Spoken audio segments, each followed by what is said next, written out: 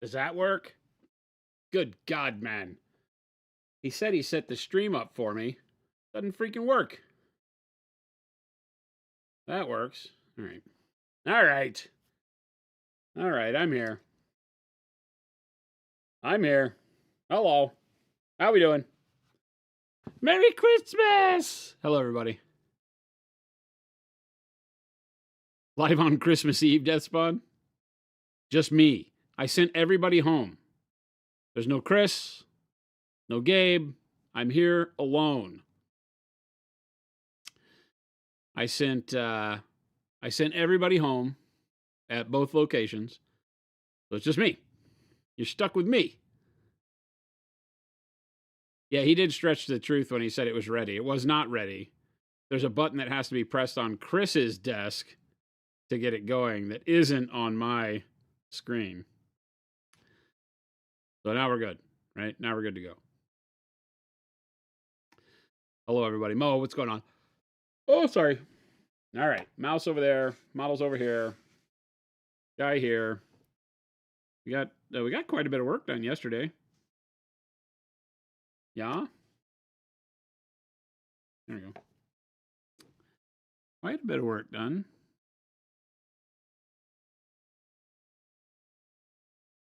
Still lots more to do.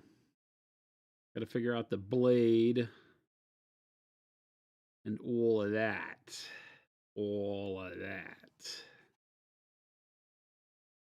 I'm not real sure what's going on with the blade thing. It's kind of strange. It's kind of strange, not gonna lie. It's got all sorts of wavy crap on it. Why couldn't it just be a sword blade like this, guys? I guess I could treat it all as if it were just all metal.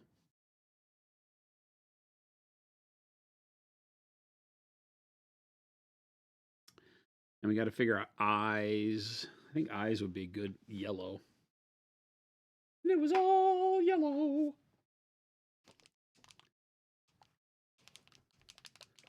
JB Warhammer, nice. I am here alone, so it's going to be a real iffy stream since we do not have Chris producing. Chris, the producer extraordinaire, usually keeps things on track. Just me and you. So it's kind of like an after-hour stream. It's kind of like I have no idea what's going to happen here. We're going to make the best of it. I'm going to miss all your questions in chat because I'm alone. And we're going to get by. Yeah, it's going to be fine. It's going to be absolutely fine. Paint Jesus says thinning the primer is a sin. Thinning primer is a sin. Don't do it.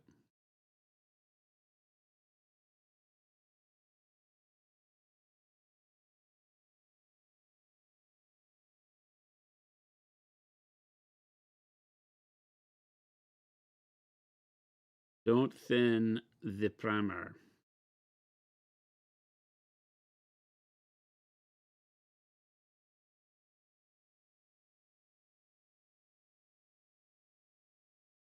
Some yellow eyes. He has an eye up here too. Isn't this an eye? I think this is also an eye, right?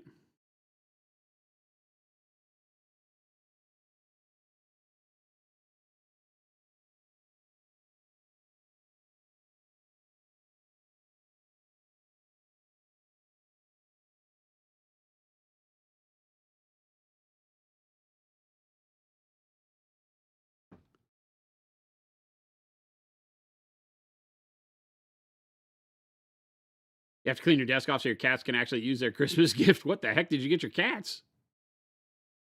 Mo, what is it with broken Marines? With you and broken Marines? I need you to stop. Been hanging out with Lumberjack Tim too much. You on some sort of anti-Marine kick? What's going on over there? Show us on the doll where the Marines treated you bad.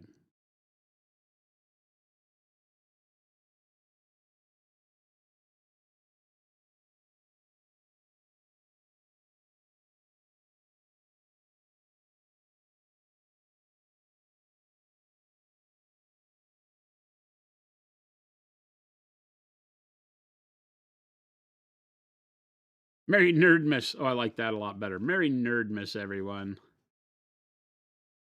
Merry Nerdmiss. We're painting an Oni. Oni Aya something. Ayakami. There we go. Oni Ayakami. All right. All right then. Jeez.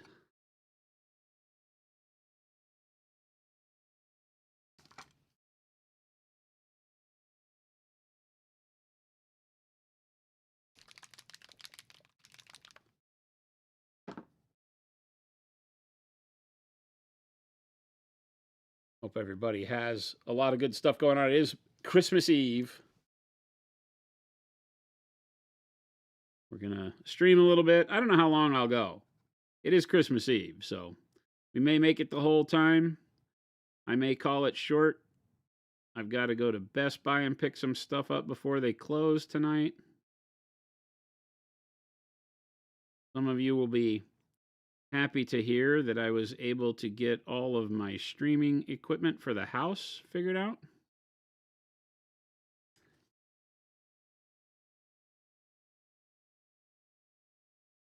So we will be picking all that up from Best Buy. And actually, a lot of it came from the office. Chris had quite a bit of equipment around here.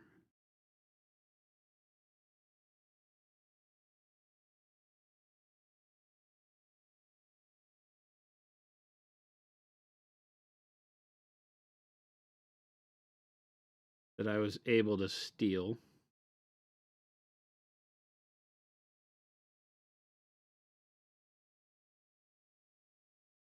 course, you're not really stealing when it all belongs to me anyway, but you get the drift. Right?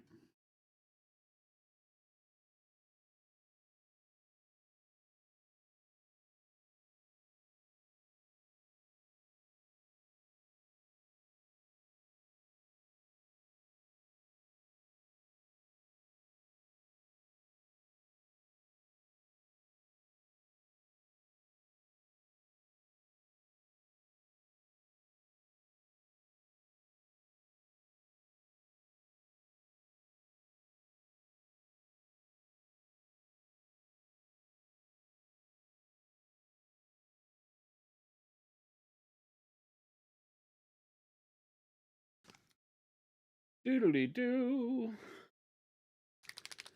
Am I streaming as Monument Hobbies or back to Slow Fuse? No, I'll stream on this channel, I think.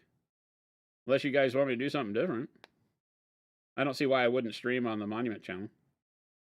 Although Gabe asked that as well. I'm like, are people worried that I'll do something bad? Are they worried I'll do something bad? I could make my own channel. I don't care. I don't care.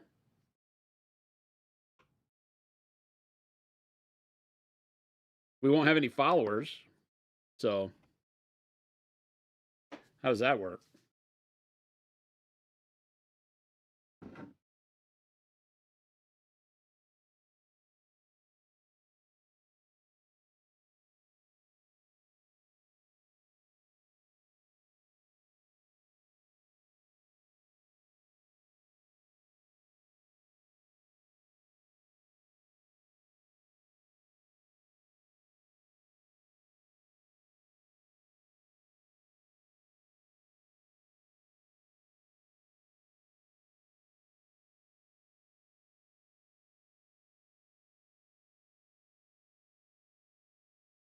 Would everybody come follow me on my own personal channel?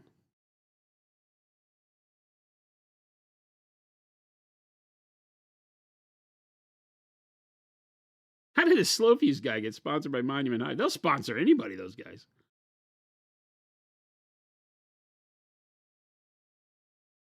Those freaking Monument Hobbies guys, they'll sponsor anybody.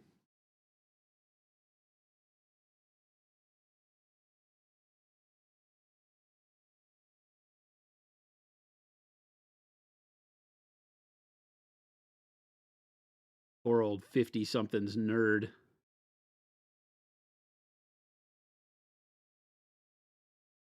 In the backwaters of Arizona.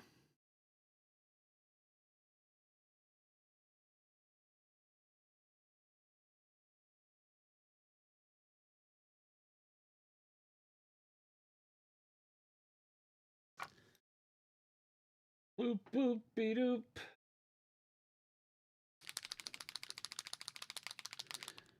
Killjoy, I'm still here. We've been streaming for 24 hours. Yeah. 24 hours, man.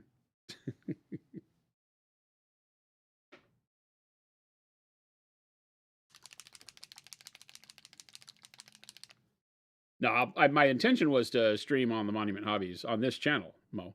Just that, you know, like when I do the after hours stuff or the weekend stuff, now I don't have to come to the office to do it. I can just do it at home. Right? Makes life a lot easier for me.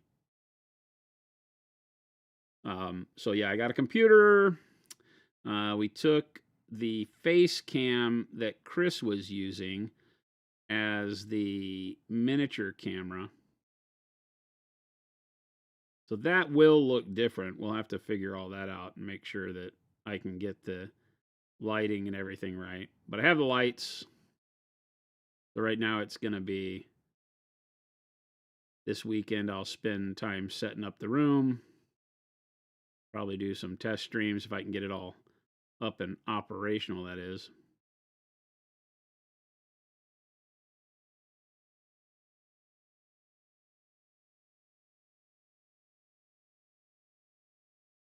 We'll have some fun with it.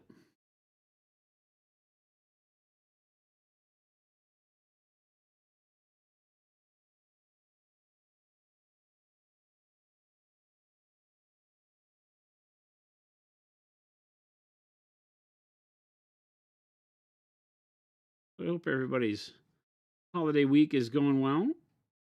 Your Christmas is going to be exciting.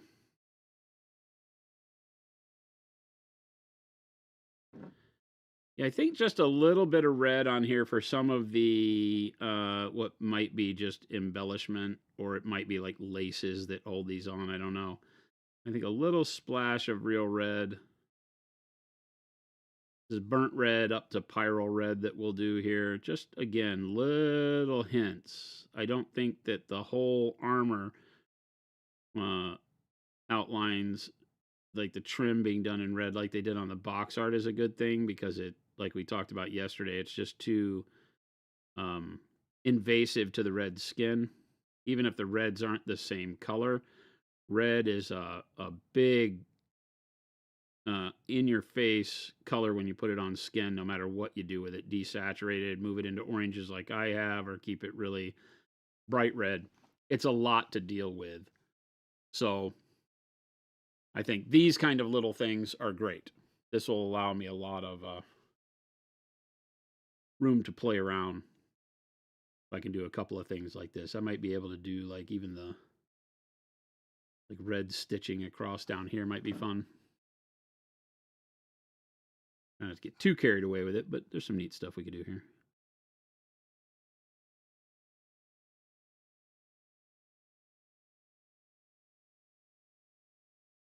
The cool thing with this army is that everything being kind of a, you know, dreadnought size creature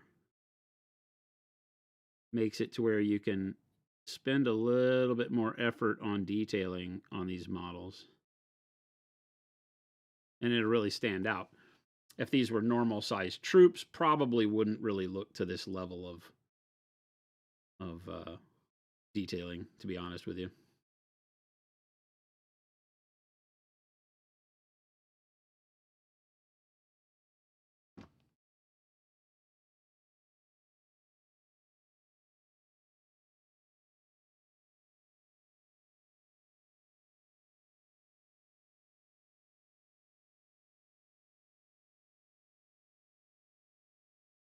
Mr. Dutch Praetor, Merry Christmas.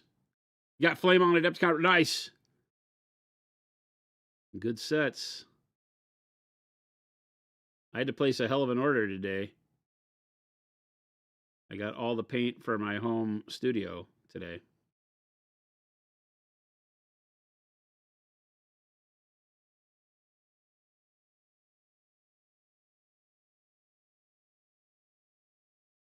I even fulfilled my own order. I went and packed up all the boxes and all that stuff on my own. Look at me.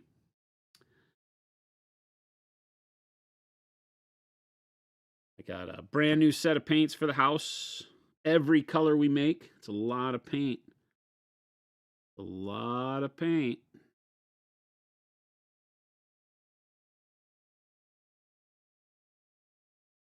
Brushes, primers, textures, a nerd water cup. I got it all. I'm set. I'm 100% set. Oh, what about those? What are those? Nah, we won't do those.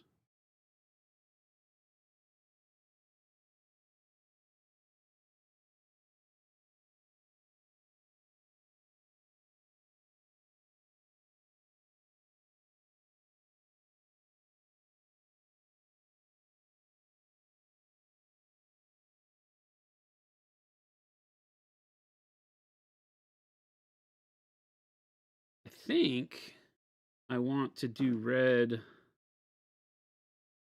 on these too, huh?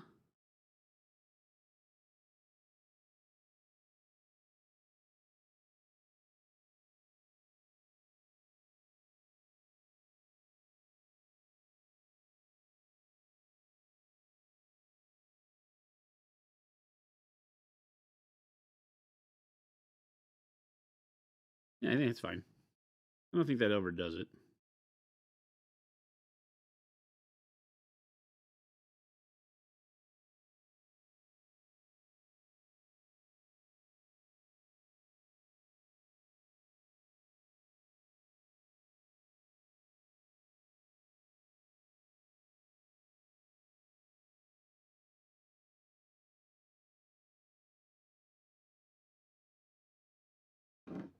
Bogus, you want me to post all the stuff on Discord as I do it? Would that be cool? That'd be fun. I always forget to do that crap, but I'll do that. I'll be working on it tomorrow during Christmas and then throughout the weekend. So I'll post updates on the Discord. If you haven't joined the Discord, make sure to do that. !Discord in chat if you need the link. I don't have a keyboard up here, so somebody else will have to do it. But if you're not in the Discord, go join the Discord. I will post up my Christmas holiday progress. Me and Jen and the dogs as we do the studio. I got to make a trip to IKEA tomorrow to get some accessories for the shelving system I have in there. Yeah, I'll do that. That'd be fun. Let everybody see what's going on in my home office. We'll have a dog cam in there eventually. I don't know if I have another. I think I have a second cam I can use in there. Yeah, we'll do dog cam. Usually when I'm streaming, the dogs wouldn't be in there doing anything but hassling me, but maybe you'll be able to see them hassle me. Depends on how we can get it all set up. I don't really have a good plan. Really? You don't have a plan? Jason. I know. It's fairly unbelievable that I would go into anything without a 100% plan, right?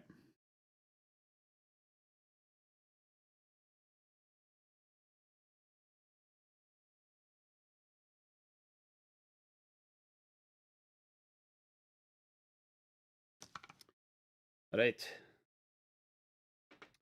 I'm gonna do orange. No, I'm gonna do just pyro red on these. Bruno Burrito. I let everybody go home early. I let all of our Clarendon office go home early when they got all of the orders for the day done. They're caught up to real time, so they were finishing up all of the orders for December 24th, which is fantastic. And I told the fulfillment and production crews that when they were at a point that they felt comfortable going home, they'd go home. So then I did the same for the marketing and admin team over here at HQ.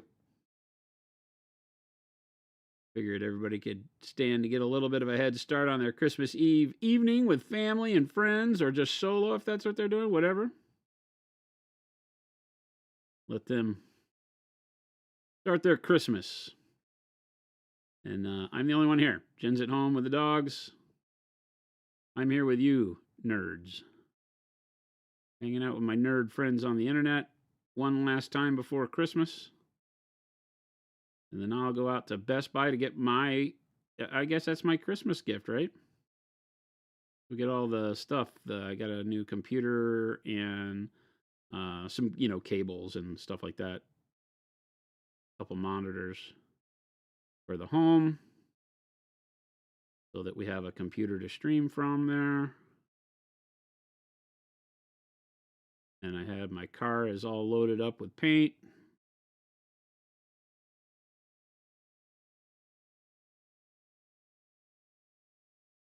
And I'm pretty much set to have a home studio again where we can paint and actually stream from the house, which is fun.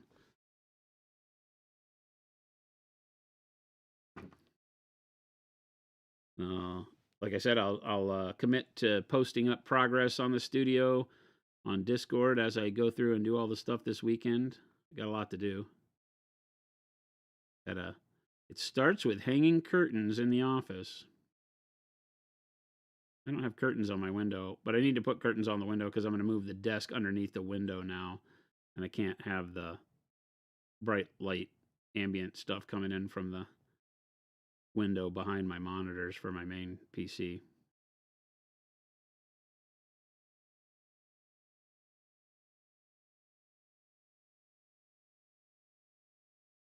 Yeah, I don't. I've got lighting.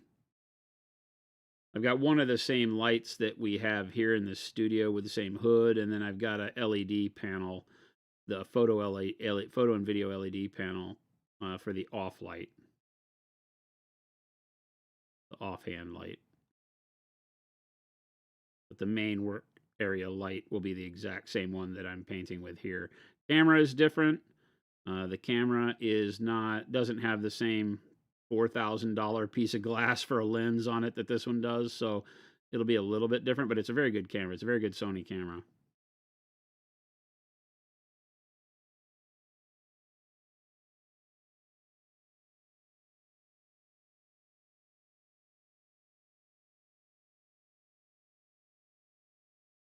So it should look good.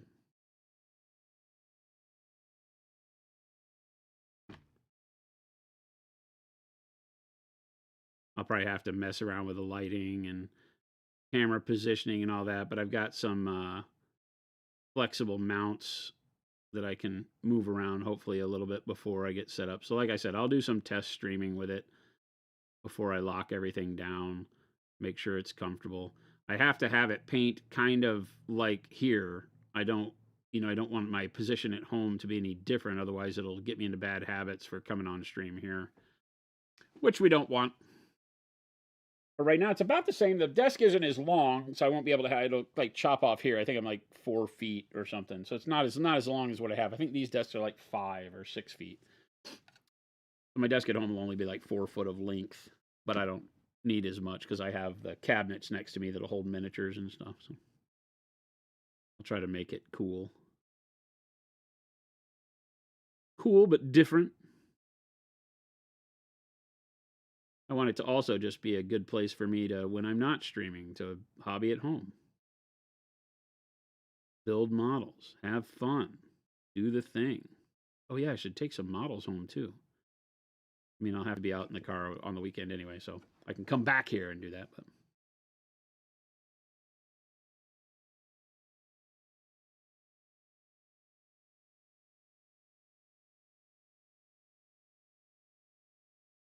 yeah, I like that little splash of red.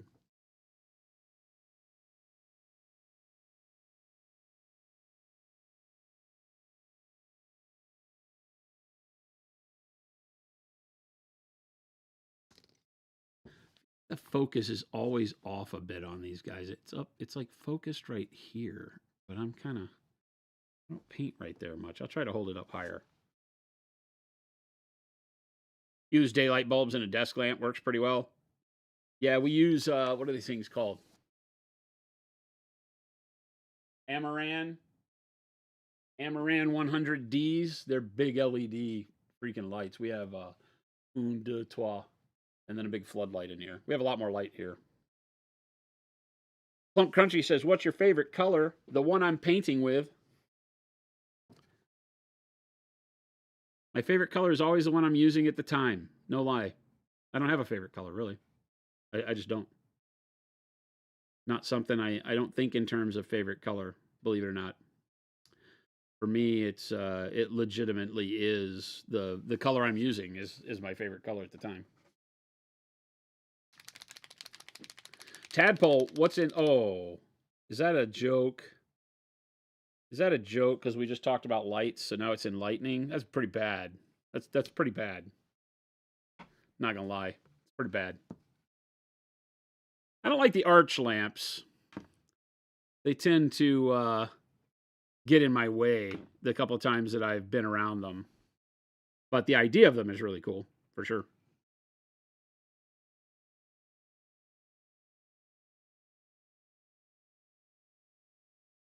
It's raining here. So whereas in Arizona we don't get white Christmas, we're going to get wet Christmas, I guess.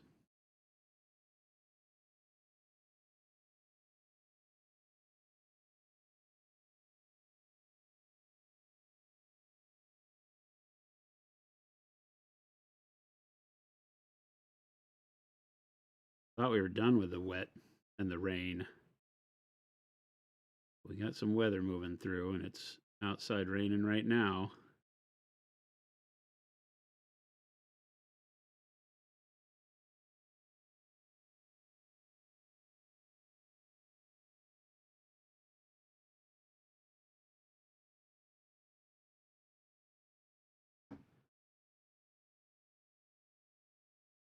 Might be vitals. Yeah, it might be. 21C minus and snowing, Travel Cedric. I mean, I don't mind that. The idea of it is really cool. The actual implementation of it, not always as cool as the idea, right? I can side with you on that, having lived in the Northeast for a number of years. I'm not a fan of blizzards. Also, Colorado. Colorado was worse than the Northeast, actually, at the end of the day.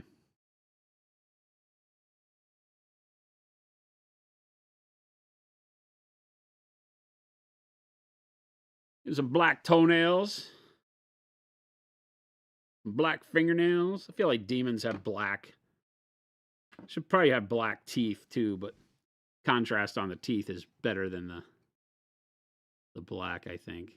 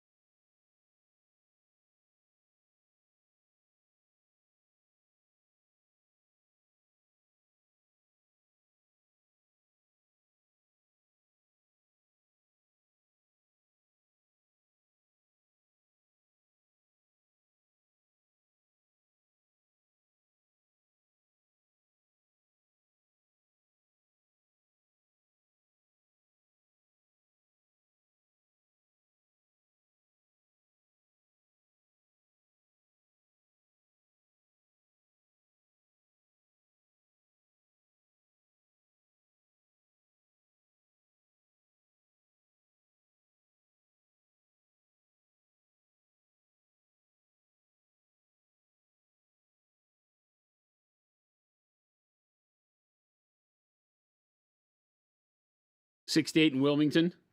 Still a little chilly. That's what Jen says here. As soon as it gets below 70, Jen's got sweaters on. And our house is old brick from the 40s, and it retains its temperature really well. But that means when it gets chilly at night, the house stays chilly for a while. So even I, on like the weekends especially, I'm like, well, it's chilly cold in here. Get my sweater on, wearing a hoodie, got my hood up over my head. I think hoodies in Arizona are just a wishful thinking, right? Me hoping that it gets cold.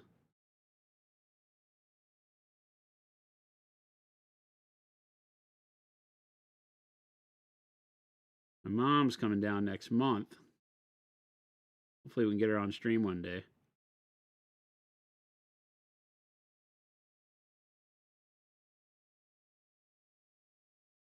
Be fun to have Mama Fuse come on here and comment. We do an AMA with Mama Fuse.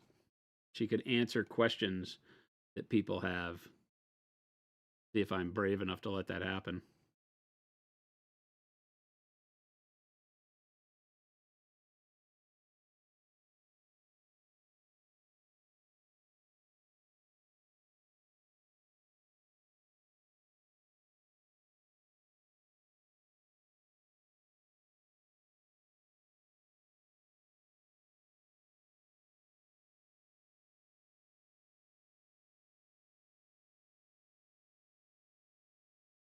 Pretty sure some of y'all would definitely troll me with mom questions.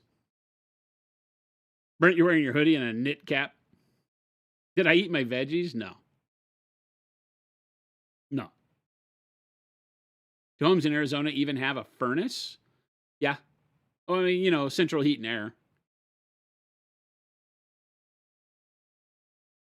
It's funny. I don't think you have to have an air conditioner here, but you have to have a heater in the house by code. I'm pretty sure, even in Arizona.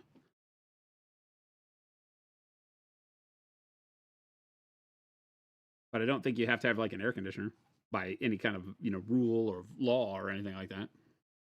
I know you don't. The house that we bought, or the house we live in right now, the first time it's ever had an air conditioner is us. It was built in the 40s and it never had central heat and air. It had window units, but never a real, what I would call a real air conditioner. Think about that for a second. All the way up until 2022 or 3 when we bought the house, it had never had air conditioning. How silly is that?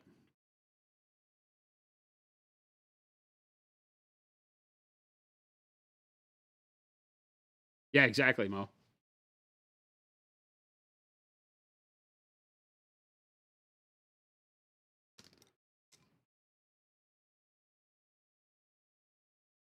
Just leave out pots of water and let physics do the job. Entropy, my friend. We in Arizona we live by entropy and entropy alone.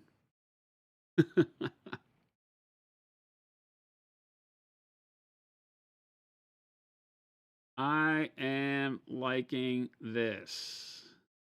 It's a pretty good. We got to do the steel stuff now. So, I think I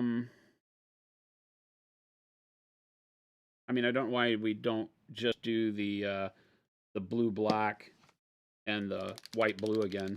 Should be fine. We use that for the quote unquote black parts, so we can just continue to use it.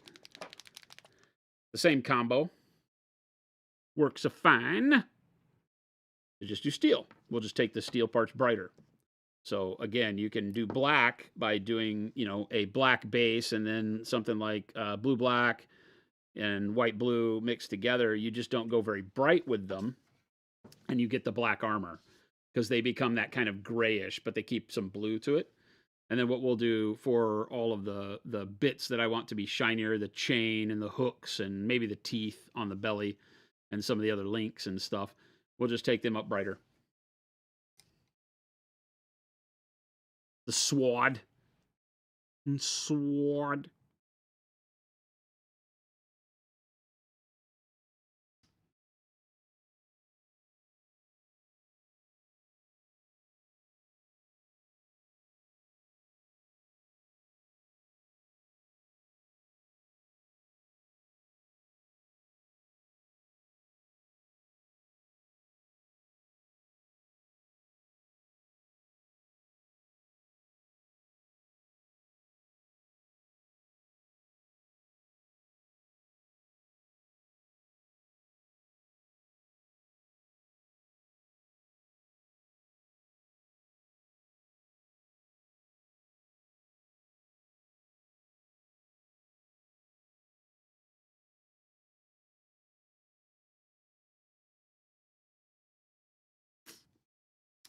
We used a different mix on there, though, right? We used the blue and the gray mix on the sword. So I'll leave it alone for now. We'll do it in different colors. I guess it's really just these hooks, yeah?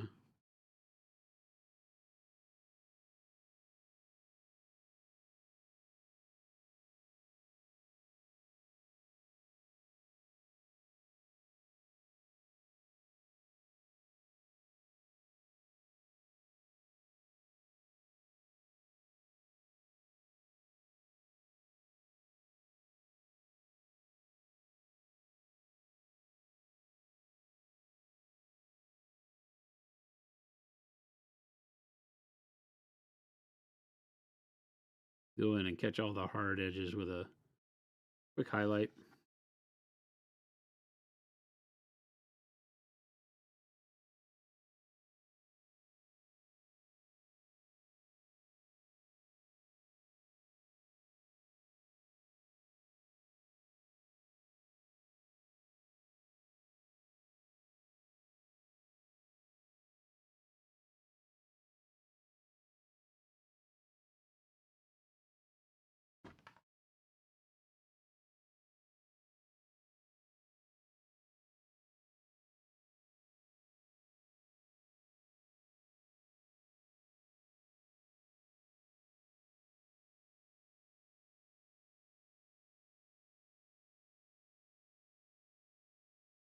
You'll see me do some of these very thin hash marks as I get to a brighter spot and then kind of hash out into the darker sections too.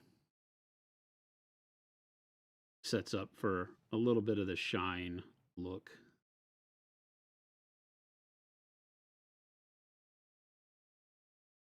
Very light press of the brush when doing the edges so you don't thicken it up too much on small details like this. And these aren't even really that small. It's just on the model they are. But compared to stuff you'd be doing on even Space Marines, these are pretty chunky bits.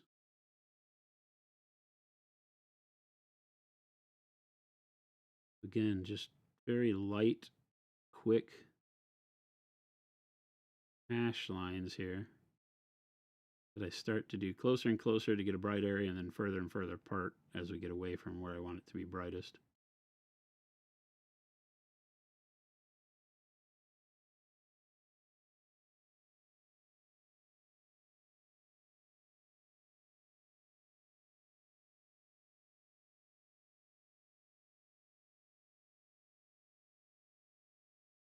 Hard to get a good angle on this one, so my line might be a little thicker because I have to lay the brush over more.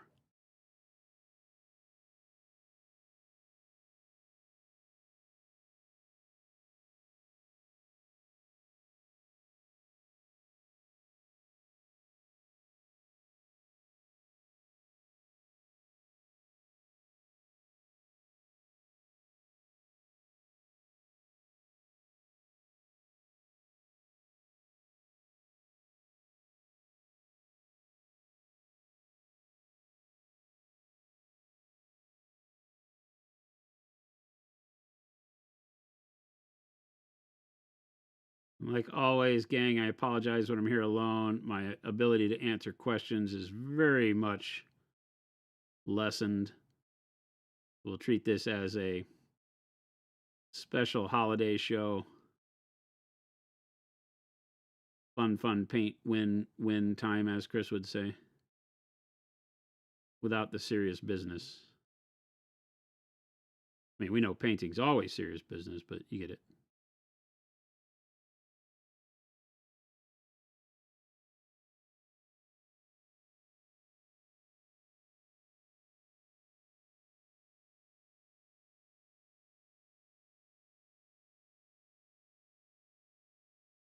We get little bitty pokes of light on some of these bottom side chains. I don't want too much brightness there.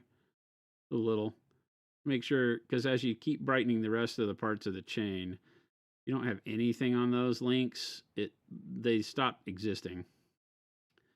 They fall so far into the background that you can actually lose sight of them, even on something this scale.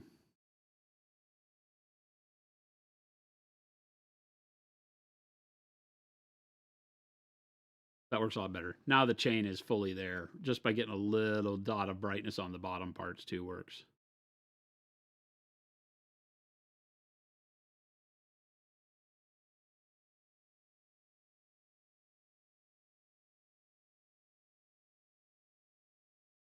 Oh gosh, Double T, yes. For doing Tyranids, you guys are going to love that stuff. So good.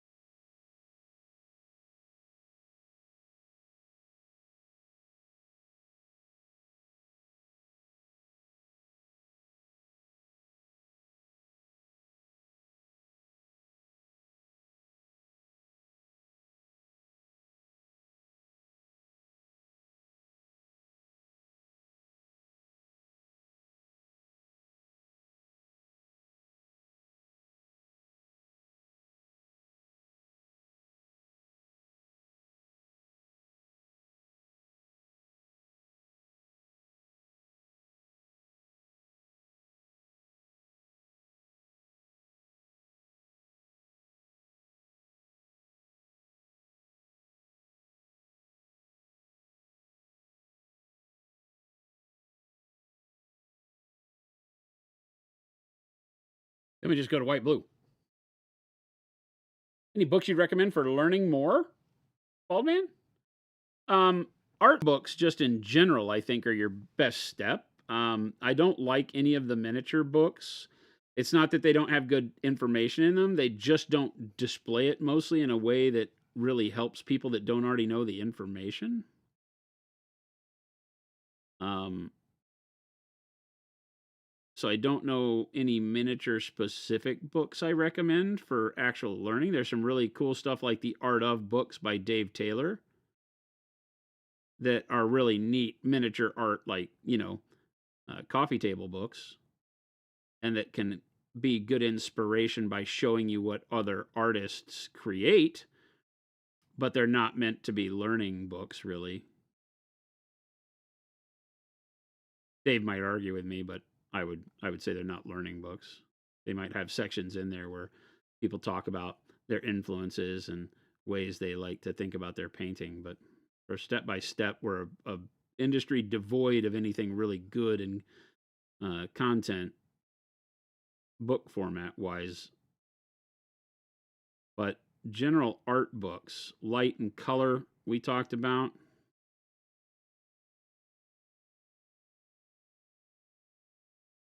Very good book. There we go. Chains.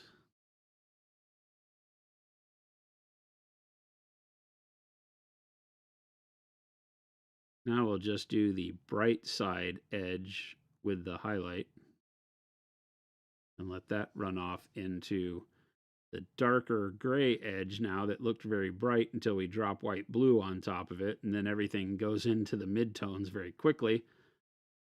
And then we do the same thing where we had the hatching up here with the gray. We start right after the hatching that we did with the gray, and we do some with the white blue.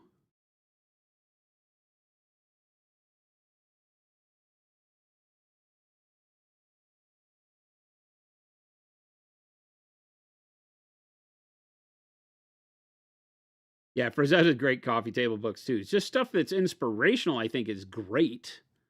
Um, but if you're looking for, things that teach you, that's where it kind of falls short. Unless there's somebody in chat that knows, books that I don't. I have to admit I don't go looking for that stuff very often because we teach here every day, so I don't really think in those terms. But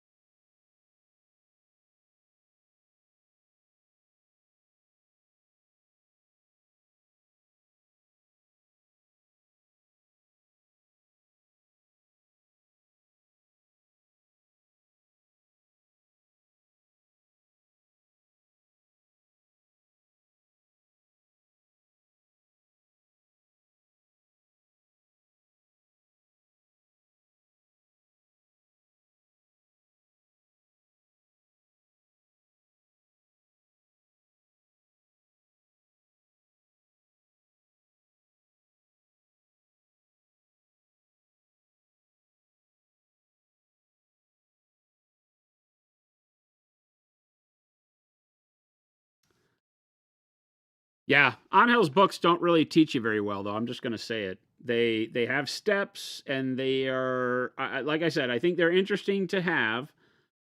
I think you can get a lot of inspiration from them. He skips a lot in there.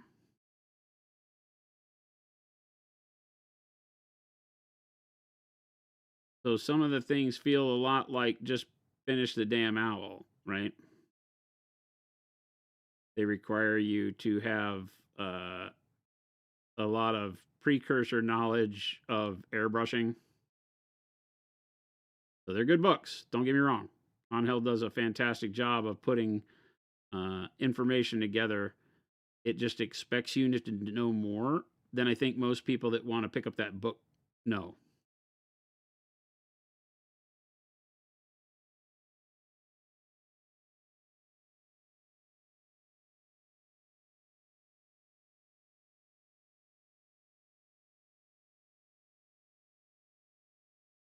I've not seen his latest book though. He just did one with Vallejo that is about the painting with metallic colors.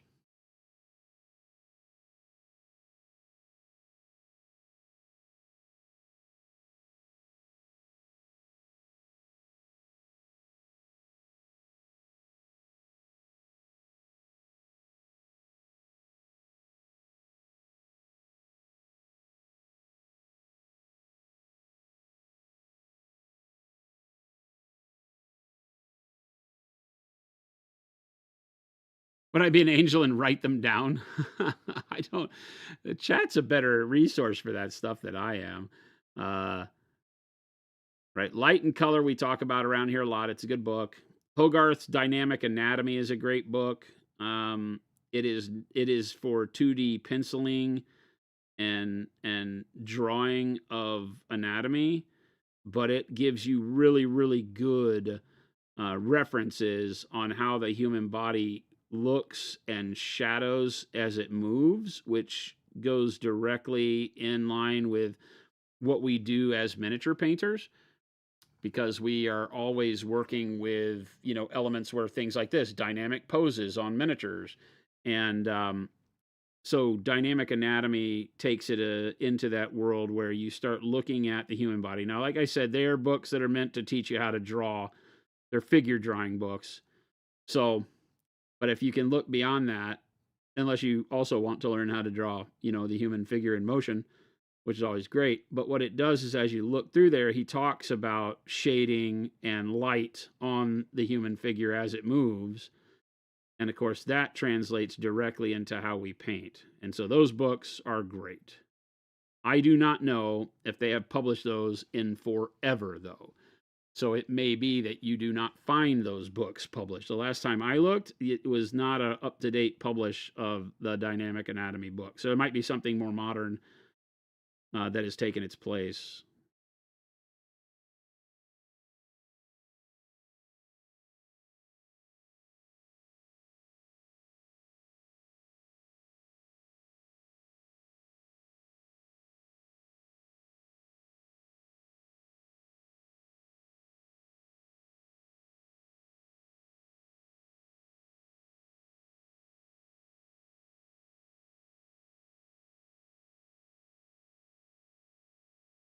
Tim, what's going on?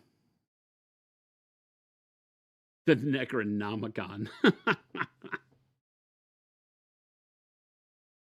You're not supposed to read from that book. it's not. It's not. If you're a good artist because you've been reading the Necronomicon, I got some bad news for you. There's going to be a knock on your door sometime in the future that's going to go, so remember how you were able to paint those models so well? I'm going to need you to come with me.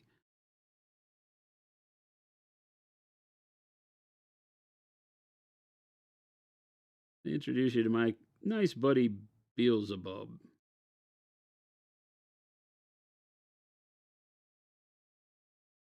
He's going to take you on a little journey.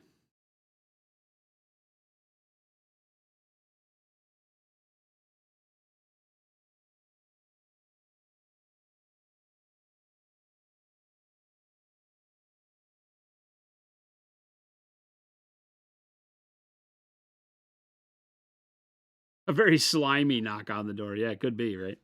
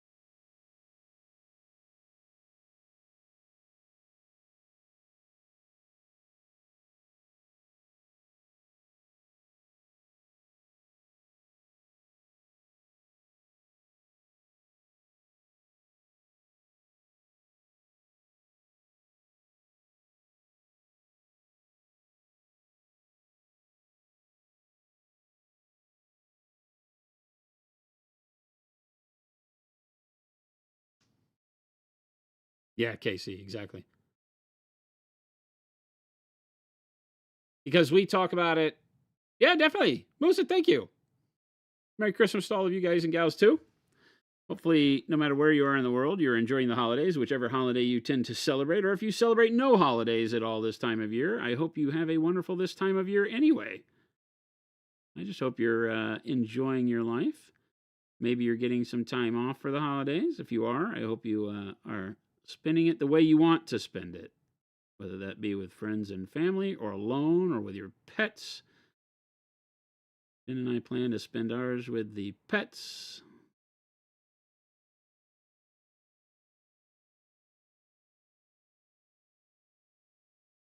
That'll be fun.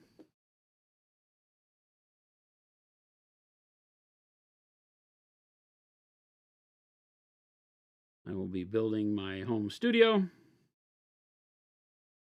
for painting, which I'm very excited about.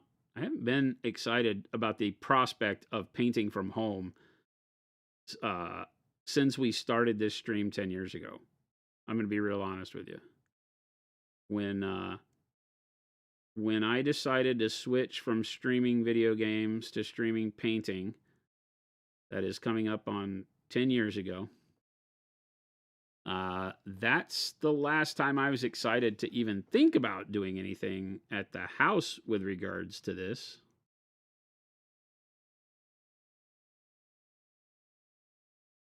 So this is a big fun deal for me.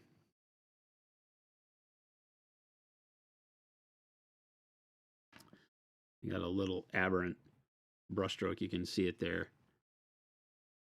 A little slash. There's a on the sculpt. There's supposed to be a little rivet there, but the rivet is connected, and I did not realize that. So when we went to highlight the rivet,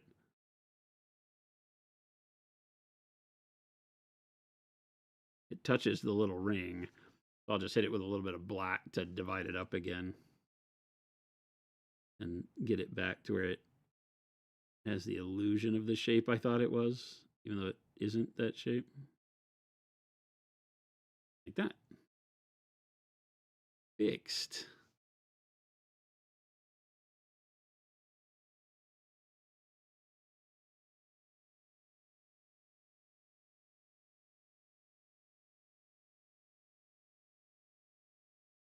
I'll put just a little bit of stark contrast brightness on these panels because they feel like they're almost like metal to me.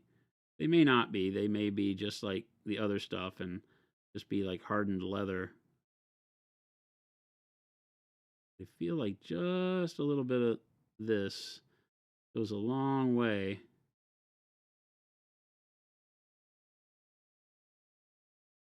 On those to make them maybe feel like highly polished from either wear and tear or just oil.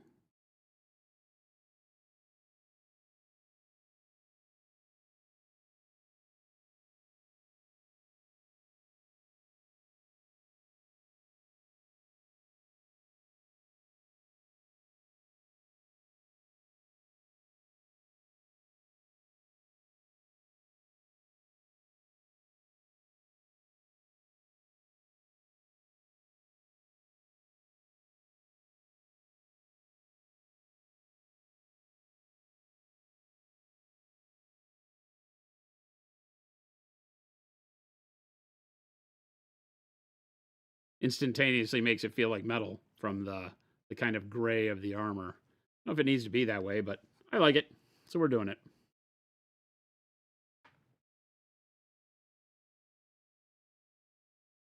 This is just should give you an idea of what that little jump, it's a big jump, but a little bit of paint of that big jump in value can do to an entire surface to make it look different. You just can't overdo it. You can imagine how too much of this color doing this would change it from looking like, something reflective, shiny material to just being a brightly colored leather or whatever we want to call this.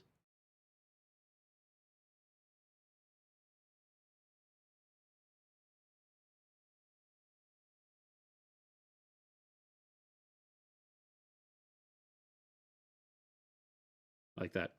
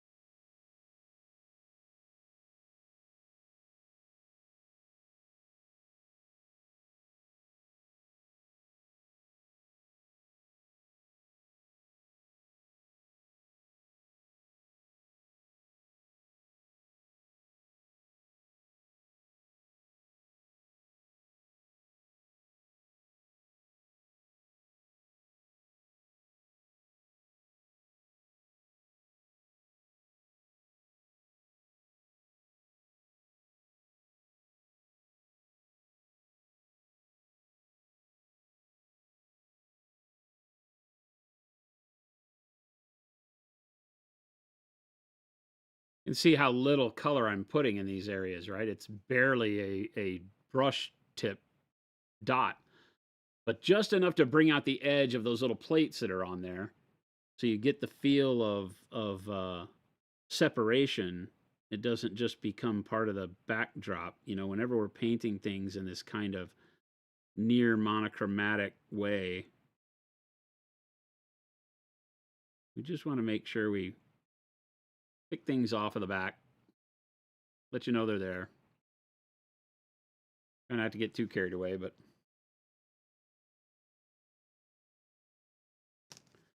I'm wanting to redo the knots on the foot.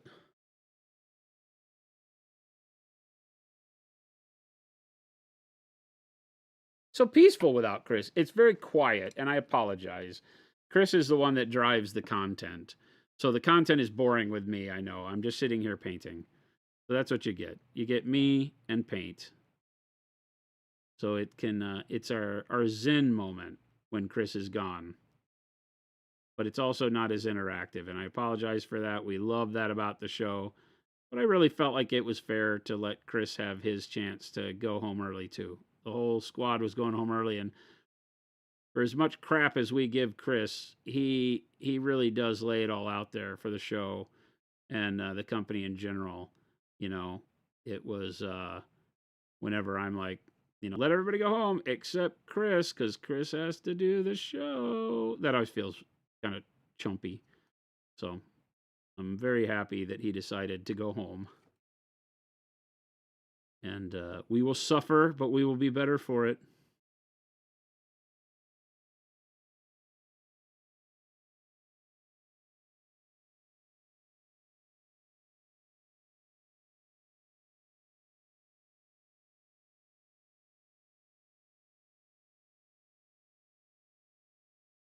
That's all I have to really do on those. That's pretty good.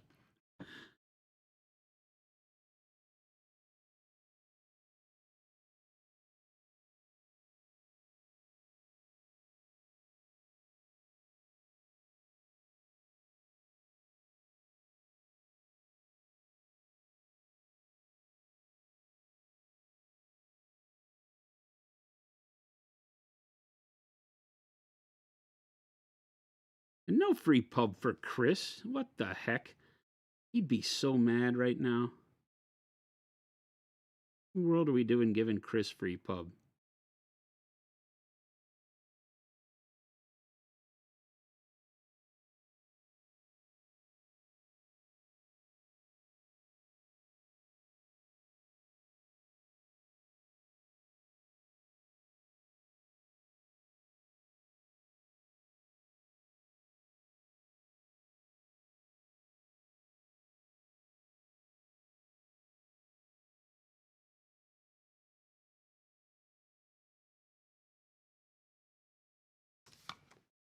Get a little bit of Payne's Gray Wash.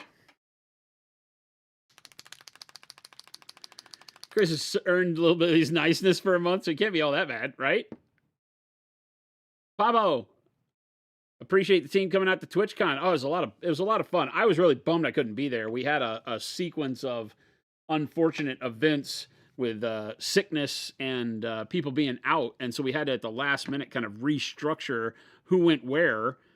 And TwitchCon wound up the same time that I was overseas, because I really wanted to go. Enjoy the models. Nice. Recently stopped by the local game shops and finding massive amounts of your paints, which I didn't really see that often before. So congrats. Awesome. Yeah, we've been around for quite a while. This was year 8 for the paint. Year 7 for the paints? What was it? Year 7. 2025 was year 7 for the paint line. And yeah, we have, thank you. We have grown dramatically in that 7 years. We had the very fortunate situation where when we came out, you just came out with a paint that was different from everybody else. We weren't trying to just create more colors of the same kind of stuff. A little bit of Payne's Gray on these silver bits that I've done here. Do it on the chains too. And the community has really rallied around the difference in our paints, right? Our formula works a lot different. It's meant to just work, but to give you the feel of, you know, what working with a really fine art quality paint is. And a lot of people don't know what that means because they don't come from an art background. But rest assured, it makes a difference. I know that what we do is an art form, and so we shouldn't skimp on our tools for our art form. And so we set out to make very, very high-end quality, what a lot of people don't really think is a high-end quality art form. It's just adults that would never grow up painting their toys.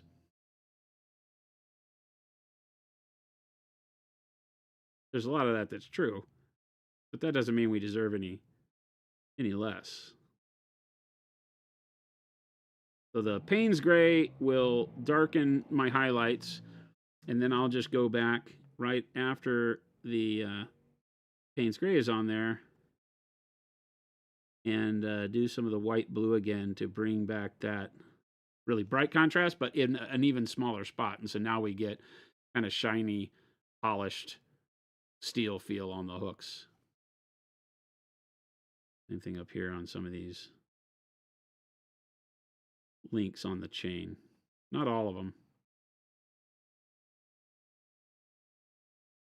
The ones that are over towards... My light source is kind of on his left, but not really. I'm not... For gaming models, I typically don't care to worry about that, but...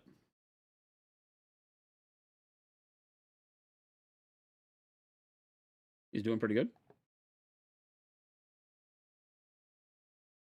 Good contrast all around. I think the turquoise was the jade and the turquoise for the trim on the armor works really well with the red, right? This is how we see our minis when we're playing. So while I don't spend near as much time on the back, you still want contrast, right? So we got good contrast in the muscles. You can still see the muscle striations. You can see where the panels are all segregated. You can see each of the little rings on the ring mail. We still have to do the sword. The sword is one of the biggest features, especially from the back. From the front, not so much, because just the top edge, so we don't have a flat edge here. So some brightness will help us there. But when you're looking at this guy from the back, the flat of the sword is kind of a big component of it. On the front, not so much, because of his positioning. So I have a little bit of the... No, I don't, do I?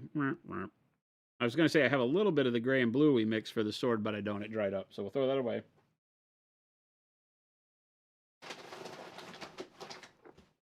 And we'll do another one, right? Because that color I do not have in anything else, so I need to make it from the special sauce. So this is our blue and our gray.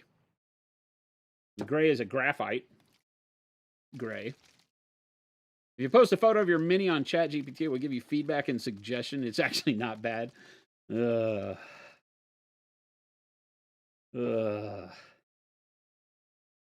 not get me started. This stream is proving that a paint job is so important, as these models have gone from I'm not too sure to must paint for me. Not too sure on just the model themselves, like the design of the model? Is that what you're talking about? 100% in that regard, right? Like seeing a model, from gray plastic, or even, like a lot of times the sculpts are presented to us almost like this, like from the 3D render, and they'll look like a little bit of a zenithal or a pre-highlighted model, and this can give you the details. You can be like, oh yeah, that looks fun. But for me, this just tells me whether or not I want to paint it. I'll look at the details and say, oh yeah, I think that would be fun to paint. But then when you start seeing them in color and they start getting life, and then when you get the base, because this one still has no basing, and basing is super important on a model like this, because I guarantee you, looking at it right now, this base is throwing off the color scheme, because just, overspray white from the zenithal. So one of the things I'm really hyped to do is get some basing material on it, even if it's just, gray basing texture at first. Larger scale skin tutorials? We've done a lot, Stuart. But yes, if you stick around, we'll do everything again, right? I was going to say Surfer Girl is on our YouTube with all of the streams. You'll see her on the YouTube thumbnail, and you'll see this bust that we did of Surfer Girl, and you can see how I did. I did a lot of underpainting. I did all the underpainting and glazing of the skin over the top of the underpainting, all with a brush. We didn't use any airbrush on this one, so it's finely textured, and it was a lot of fun to do. But it uses a lot of my underpainting techniques with purples and reds and greens and yellows underneath the skin tones that you then build up over the top. But yeah, something like this we do, and we do a lot of larger scale skin, or models that have a lot of skin. But yeah, and then we'll be doing lots more. The most recent one that we did was for small Space Marine heads, just to show some very quick techniques that people can use to get Space Marines done. So that was more of a paint it fast. Do it now.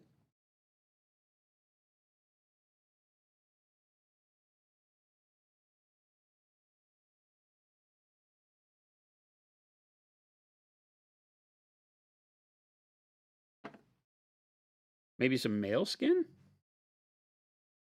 Surfer Girl was bred? Maybe some male skin? I mean, the same things apply. Male skin has some different, cooler tones for the way that hair grows differently. But other than that, once you get the idea of what is more fatty content, women have fat cells in some areas where men tend to be more muscle towards the surface. So the colors will change there. You'll have more greens and yellows on that same area for women, obviously along the chest, breast line, things like that. Arm, deltoids, right? The bodies collect fat in different areas, store fat in different areas. But by and large, you could treat them the same, and you could get really, really good fundamental paint job by painting the same way that you saw me do that female. Man flesh. Oh, it was bred. I was like, is the Surfer Girl was bred? I'm not hip to what the kids say these days, Stuart. So, but yeah, we'll be doing some men. I would like to. There's some barbarian stuff that's out there that's pretty cool. I don't have any models that I can think of right now. All of the models that I have that have a lot of skin on them that are more male leaning are like, the orc, stuff that are alien. I don't think I have any models that are lots of flesh and male right now, but I'll look around and see what we can dig up. Yeah, it's all like the Incredible Hulk and stuff like that. But I definitely paint a lot of skin and have no problem doing more tutorials than that. Ah, that's my brush.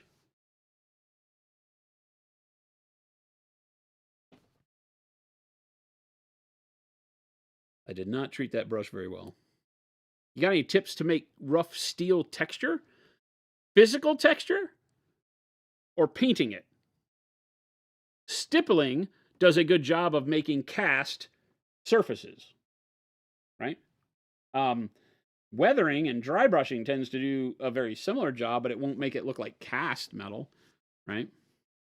So when I go in and do something like this, when you just do this was all done with airbrush, and I based it with, I think, black brown, and then dark camo green, faded green is my standard olive drab military workup.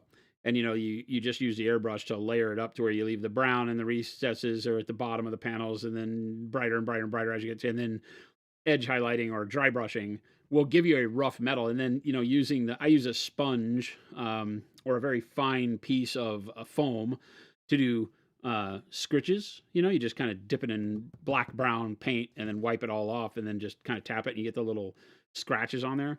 And that makes the metal feel like if you touch this, it would have a rough texture to it, just because it's so desaturated and old feeling. And then, of course, we textured the hell out of it with more scratches and stuff here. So you kind of once you start highlighting all the scratches and dings, now you can imagine rubbing your hand across the surface. You'll feel the bumps where the dings and scratches are. So that's one way you can weather it and use your paintbrush to create all of these effects to make it look rough. Now, the difference between this kind of rough, which is beaten up, or cast, like this turret would be cast. This top part here would be cast, not welded on this particular tank. And you can do textures on that, right? That could be everything from like actually putting like our snow basing texture on it. That's pretty heavy duty. But you can use actual physical textures to put on models to make them feel that way. But that's the better way to attack it, I think. Sir Blame, how did you paint the armor on the Oni? It's all our new answer to speed paint, black, like on this guy's belly, right? This is our black speed paint. And then it's highlighted with blue, black, and white, blue mixed in. So it's just blue, black, and white, blue done to the edges. So it's super simple. Black speed paint, a layer of blue, black, and white, blue, mix like 75 blue, black, 25 white, blue, and then 50-50. And then on the parts that I wanted to look like harder metal, I went with pure white, blue, like on the teeth and stuff. That's it. Super fast. Of course, it's a paint you can't get from us right now. It'll be coming out at Adepticon. But you can see how the blue black gives the mid-tone shine on the armor bits, and the rest of it is just the black.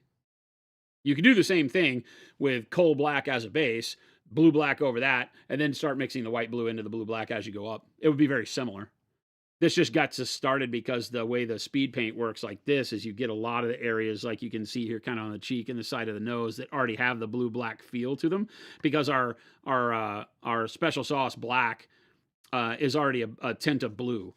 So it gives you a really, really good armor color just to start. Okay, on the sword blade, I've now mixed up gray and blue again. This is the color that I made that went over the zenithal prime here and gave us this. Now, what I'm going to do is I'm going to take this and mix it with white blue. So I've had to mix it in my cup here, but now I can take it and take the same special sauce. This is, again, our answer to speed paint. Bring it down here, right? So it is a contrast style paint. But I can take a brush load filled with white blue and mix them together and get a brighter version and kind of work it until I feel like I'm where I want to be brightness-wise, like so, right? Now I've got this. Now it's kind of a hybrid of contrast and regular paint. And so I can use that to start giving myself the idea of light and brighten these things up, because, it looks good the way it is, but it's meant to be metal. So if I want to bring this up to kind of a non-metallic metal sense, I need that mid-tone quality. So I can mix, what we would call real paint in with these and do exactly that. They blend super well with regular paint. It will keep it from flowing all over the model, right? On this, I probably just want to load the actual steel edge up more with this paint. So it'll kind of act like something in the in-between right now. I can kind of take it and put it all over this part of the edge.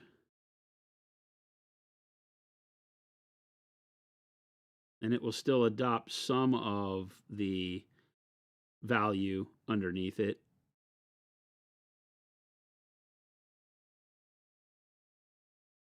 but will really start acting like a normal paint almost. Oh yeah, you can see that this color I'm using is almost exactly the color that we got on this side where it was over just the white. So another really big component of our special sauce paints is that they mix so well with the regular line and give you the ability to very quickly come up with your highlight colors or midtones or shades if when you put them over the model you need to do what we're doing here, come back and brighten up for material or shine or whatever the reason is. You don't have to worry about it being like, well, the black in the speed paint line is different than the black in the normal paint, so they don't work as well together as I want them to. What do I do? Here, you just you just use the speed paint, mix it with the regular paint, tint it, tone it, shade it, do what you need, and you get the exact color because it's based off of the same paint that you put on as a wash or for your speed paint base. Makes life so much easier. Probably shouldn't have used a number 6 brush for this because it's loaded up with so much material. It's working okay.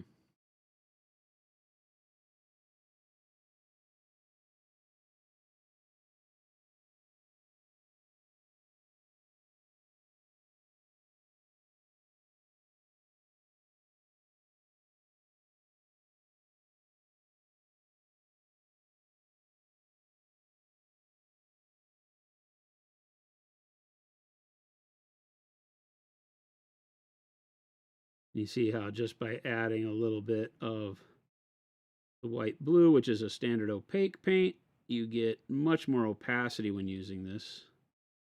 And now it's letting us actually see it in very small areas like that. Whereas the contrast wouldn't really give us anything to work with in that regard. Keep taking a little bit more off my brush each time so I can start glazing with it a little bit more, have it blend with that darker background.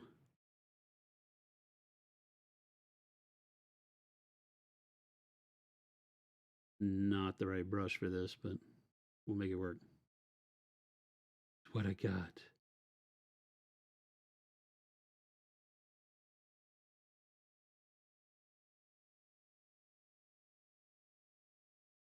Paints glaze so easily. It's like effortless. Even when mixed with a little bit of an opaque color, they just do exactly what you need them to do. They don't fight you at all. If you've ever been afraid of glazing or haven't really been able to get it, just you wait. Between these and the expert acrylics, if you can't glaze, I'm going to get to the point where I can't help you. I'll never give up on you. But I may have to tell you that it's a you, not me problem.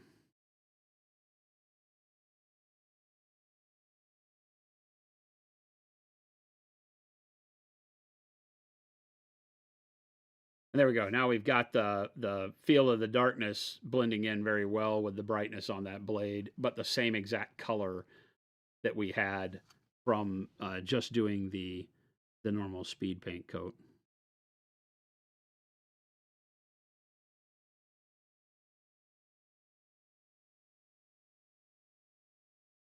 That almost looks airbrush blended because it keeps so much of the airbrush base coat still visible.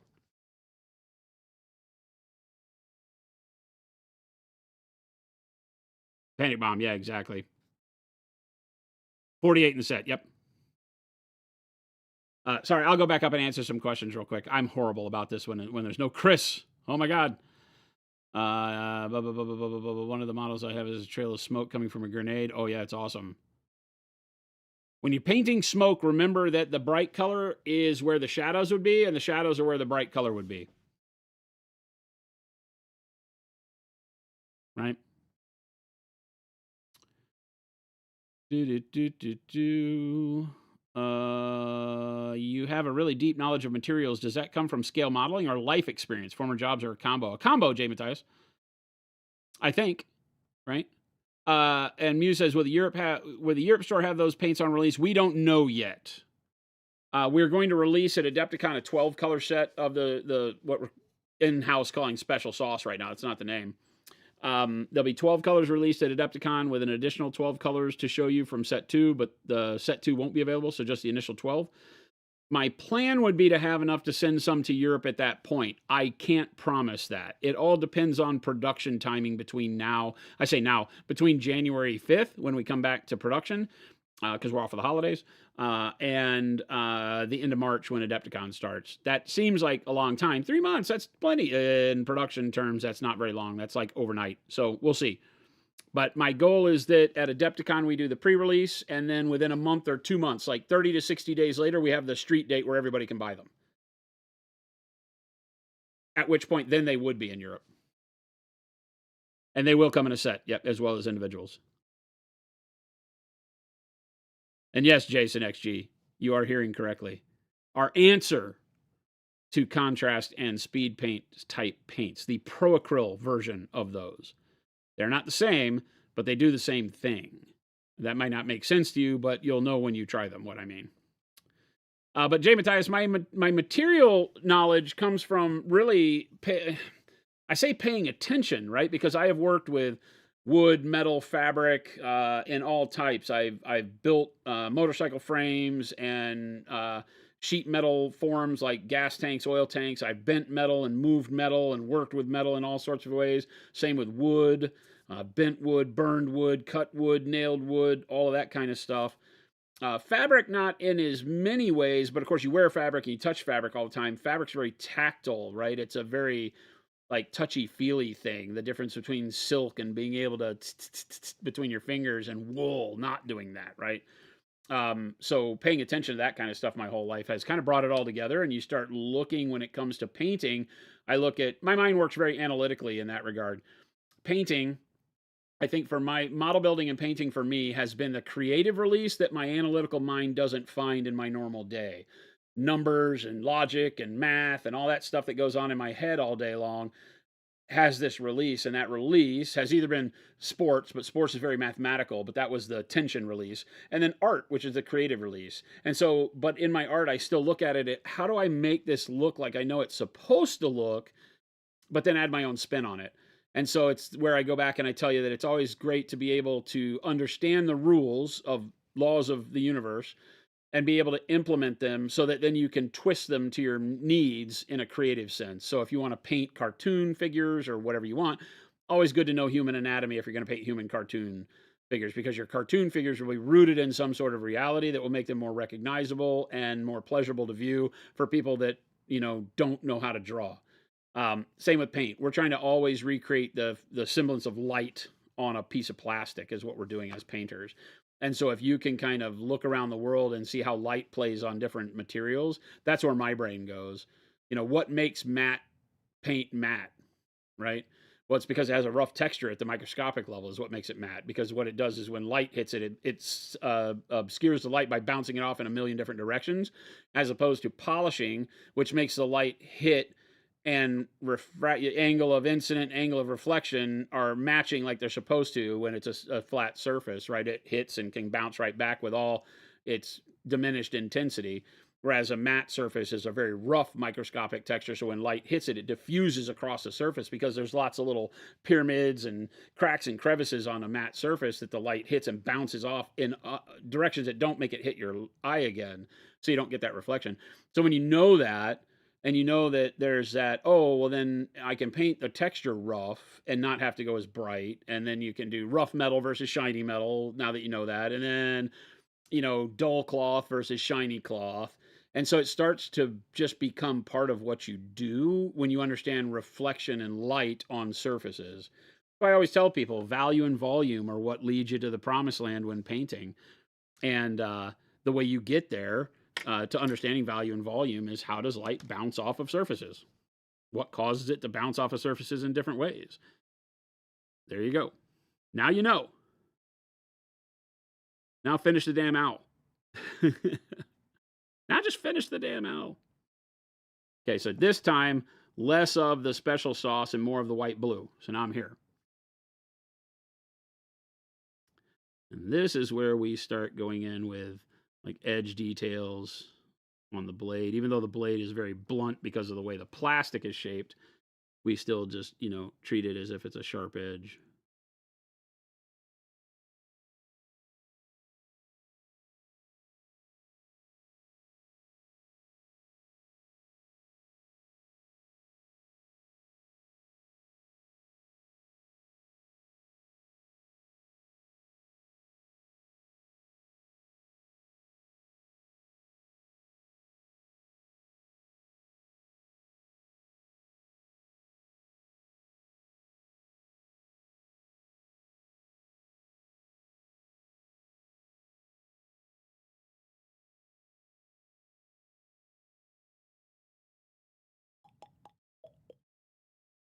Musa, thank you. He's like, do it for me. Send it to Europe. Do it for me. Ogre, Merry Christmas. Enjoy your holiday. Is it the same with fire as smoke? Fire is brightest at its point of ignition. Okay.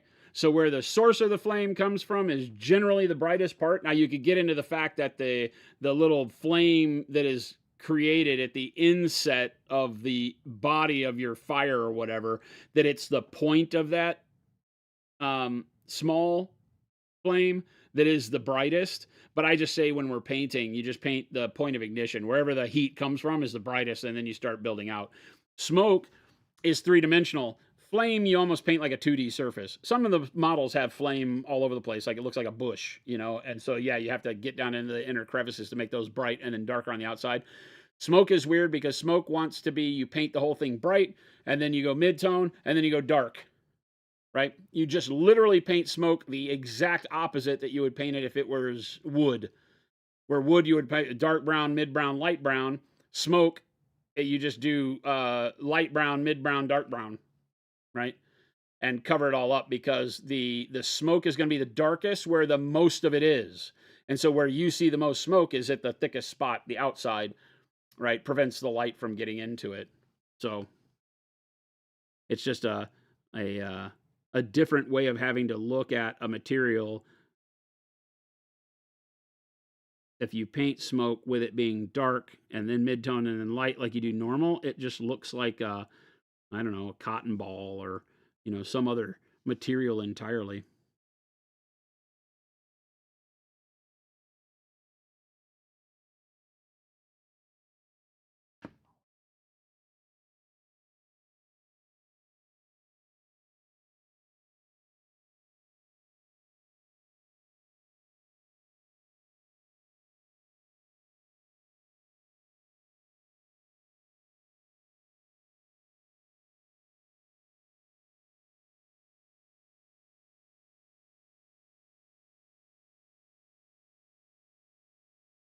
I like that I can be fairly sketchy with the mix that includes the special sauce because it will still blur as long as there's enough of the special sauce in there. It will still start to do its magic and blend your rough sketching a little bit quicker.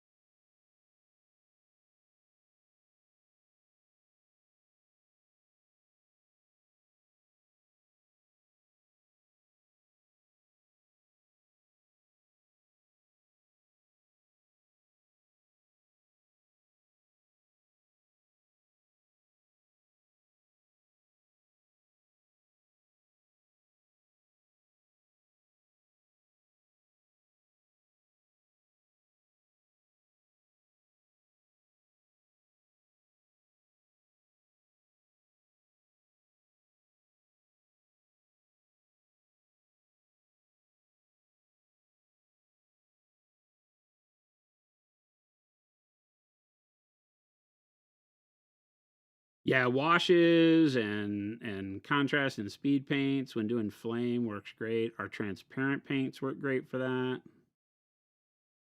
Anything that gives you lower opacity so that as you put like yellow, orange, and red together, or whatever colors you've decided to use, that you can get them to blend is fantastic. Wet blending flames is one of my favorite ways to do it. You take your base layer and just do it heavily wet, and then you mix your next color into it, and so on and so forth. I love wet blending flames.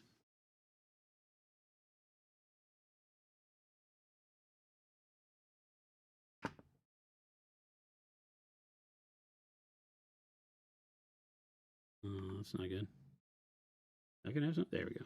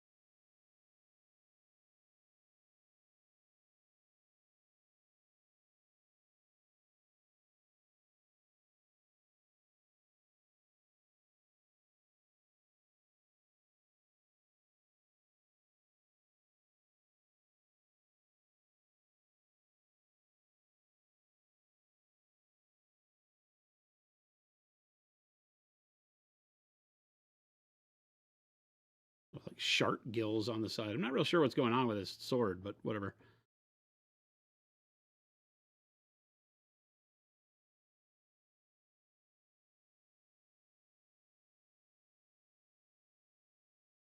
Are you at? Wait, wait, wait. So since we were talking about flames, will the special sauce yellow, red, orange, and black, gray be good for paint? Oh yeah, sure, 100%. 100%. Anything that you get a good workup of contrast on with like a zenithal will be fantastic for that. Right? Even if you just paint it white and use them for that, you'll love the results.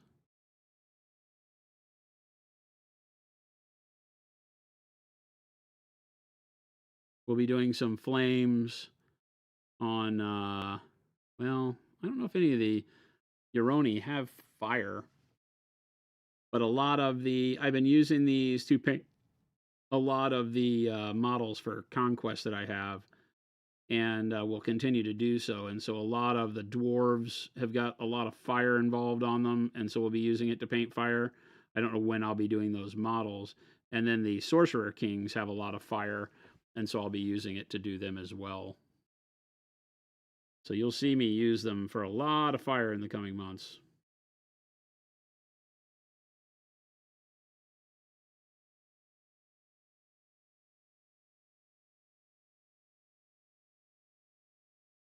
Most likely with quite a bit of transparent white. Because no matter how you paint fire, whether you use a speed paint or a normal opaque paint, you're going to want to have a white that you're comfortable using along with it. And our transparent white is by far the best for being able to build up that brightness between layers of color so you can keep your next layer being as vibrant as the last. You'll understand what I mean when you see me paint some of it.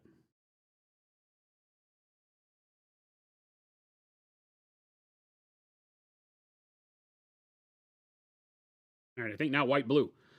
That's about the time to do the jump. This is all our mid-tone colors, and now we just go to white, blue. There's no use to blend anymore. You need to make the jump when going to something that's shiny. You got to just bite the bullet and say, okay, now's the time.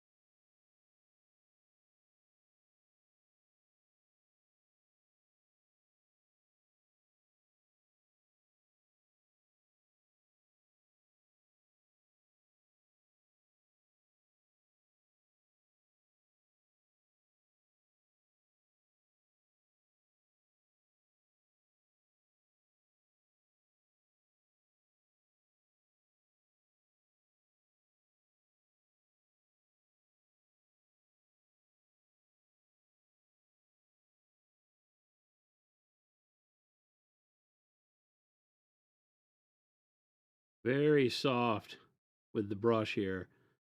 And then when I get to the area that I want brighter, then I start pressing a little harder so my line thickens out.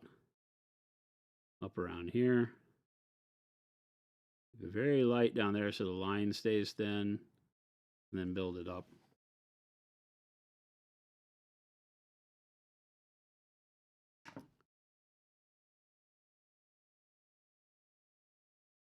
Dan, what's going on? Do you have any tips to shade and light? Oh boy, that's a huge question, and the answer is yes. You have found the right place. We talk about it constantly. The biggest thing that I can say as a new, and first off, welcome to our amazing hobby. Love to hear new people finding the wonderful world of model painting and miniature painting in specific. So welcome. We around here subscribe to the idea of painting with a dark base coat to define your shadows. Okay. So when you understand that, you say, okay, so you got a dark base. A dark base makes sure that everything that's supposed to be dark on the model starts that way. Okay. And then you have to work up from that dark base to the bright colors. And you go through that by, it's as easy as the, you know, kind of the 50,000 foot view of it is, let's say you start with black primer. And then imagine just adding a little bit of white to your black every time you want to paint towards your highlight. So you add a little bit of white to it and it becomes a gray, dark gray. And so you paint that where the highlight would go on whatever you just painted, right? Then you add a little bit more white and you paint closer to the highlight. And then you add a little bit more white and more white and more white until eventually the next color you add, or the next time you add white, you've just turned your whole mix white, right? There just isn't any more room to go with. And that's when you know, ta-da, you're done, right? So that is how we shade and light, as you say. Now, the nuance is, like some of the other questions in chat have been, what material are you painting? Are you painting cloth? Cloth doesn't want to go as bright as, say, metal does. So you might stop before you get to white. I'm just using the black and white example because it's easy for people to understand, right? Obviously, we're painting with colors, but dark color to light color can be anything you want it to be, right? And so, you know, fabric would never go to full white, perhaps. Maybe there's a fabric that does, but, you know, in general, you're going to keep the fabric in the mid-tone grays are going to be as bright as it gets. And then you want to paint metal, and the metal has to go brighter than the fabric in order to make the model, you know, come across the way it's supposed to. Like right now, I'm going to paint this material that I assume is some form of metal on this sword. with a brighter highlight than I do the skin, right? We're already there. This white blue is a brighter highlight than is on my red skin because this is a harder surface and uh, should shine more than my skin unless my skin is oiled up, and wet.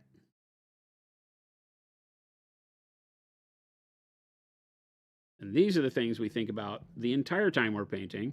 And the more you paint, the less you're thinking about them at the front of your brain, and the more natural it just becomes. It's kind of subliminal at some point that you're just so used to doing it that you always just paint from, dark to light. And you know that, hey, I'm painting a sword right now, so I'm going to go brighter than I did on other parts of the model, so on and so forth. So it becomes second nature to make these decisions. But at first, you're going to have to really, tune your brain to it. What am I painting right now? Am I painting leather pants? Do I want shiny leather pants, disco leather? Then I need to go with brighter highlight and create some more contrast. Do I want it to be dull leather pants? Then I don't want to go bright. No disco. I don't know why I chose disco there. Sorry. I'm not trying to pick on your disco fetish, if that's your thing.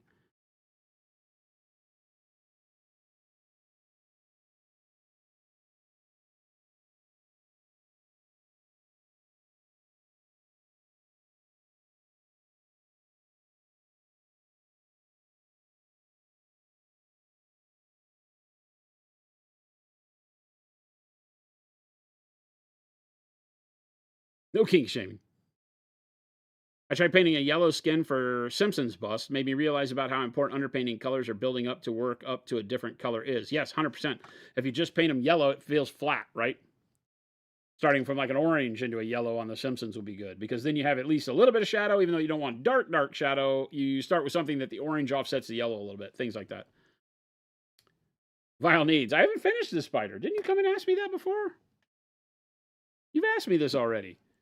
I'm still here. I painted it blue, and then it's on a box over here. I'm not touching it until I'm done with these guys. Although the spider is what made me want to paint these guys. Cornflake says, what about ink shaming? Oh, I will shame the ink. Now you're talking. Where you filthy ink?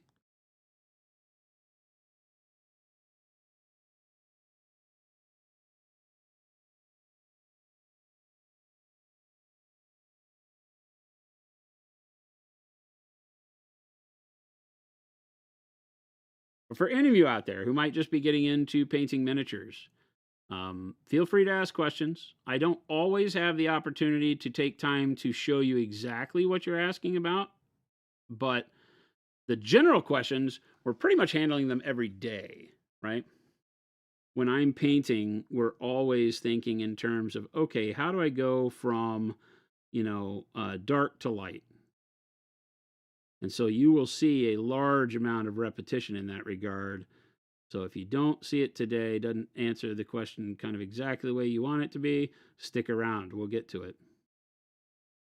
Unfortunately, we don't have my producer, Chris, here today, so I'm doing a lousy job of staying on top of chat. I let the whole office go early today for Christmas Eve, but Chris will be back with me on Monday. And we'll be back to our normal shenanigans.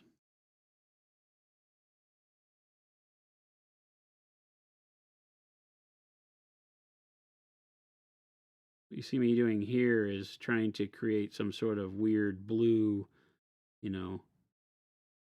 sky steel. I don't know what this would be. And so I have to take a jump from my darker midtones to my bright tone a lot quicker. So I don't span. Like on the skin, we didn't make a jump to a super bright color from a dark color. We kind of went through all of the, the darker red to the orange and the brighter orange. And then when we get, same with the black, on the leather, we didn't make a super jump until we did the metallic bits. Like I can assume the knuckles here are steel or the hooks down here, right? So you go from a dark black to a medium black to a gray, and that's your highlight. That's just where you stop. But the parts that you want to seem solid, you brighten up quicker, and you don't keep going just a little bit at a time. You just make a jump and you go to a bright color so that it gives you that shine. You can see if we stop the blade here, we have contrast on it, and you can see the shapes of it, but it doesn't have the same feel as when you pop that ultra bright color over those midtones. This looks bright already. It's not near as bright as it can be. And this isn't even bright because we haven't used white. It's one of those secrets that we always tell. Don't use white on your model. Keep it in your back pocket as the way to brighten up an area that needs to be brightened up. Because if you use white and then it doesn't seem bright enough, then you have a problem.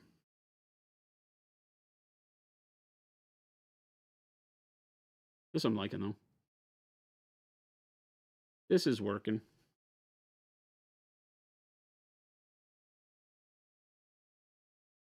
Almost 4.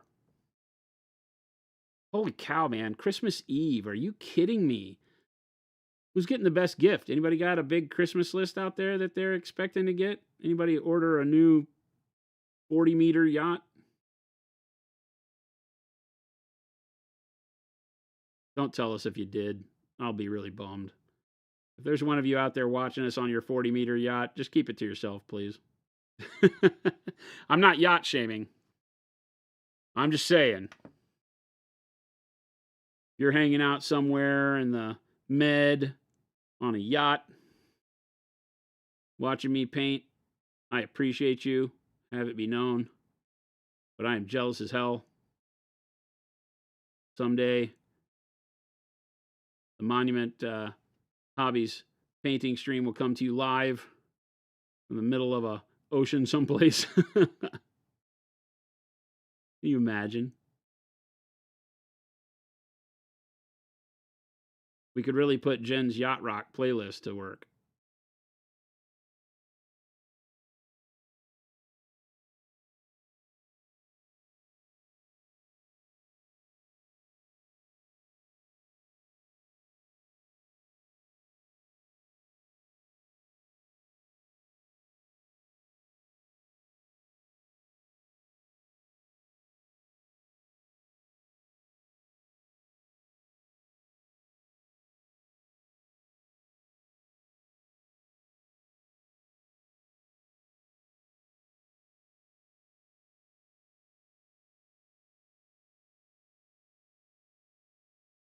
Painting Bites, Merry Christmas to you.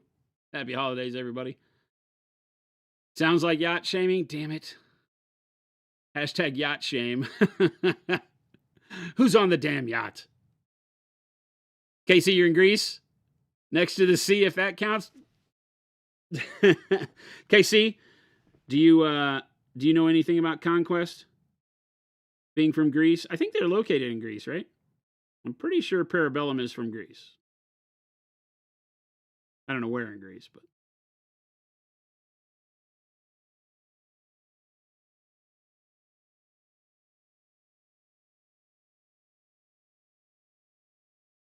I can't shame you for living next to the sea. I can just continue to be jealous, damn it. Just continue to be jealous.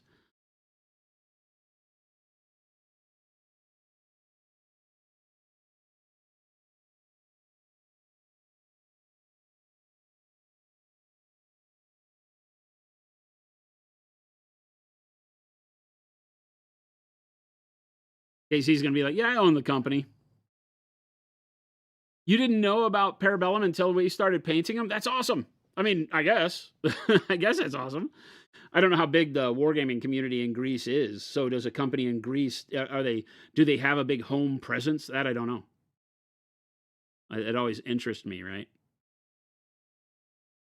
So I'll pick a spot like this, right? You'll see me put a big blop of bright color. And then on a linear piece like this, I'll say, okay, that's my bright color. So that runs right down this line. So we'll do a thick line there. And then it comes up here to stay in line. And then it comes right along here, right? Most of that's already defined because I already put a bunch of my brighter midtones in this same line. So it should all match up. I'm not just doing this on a whim.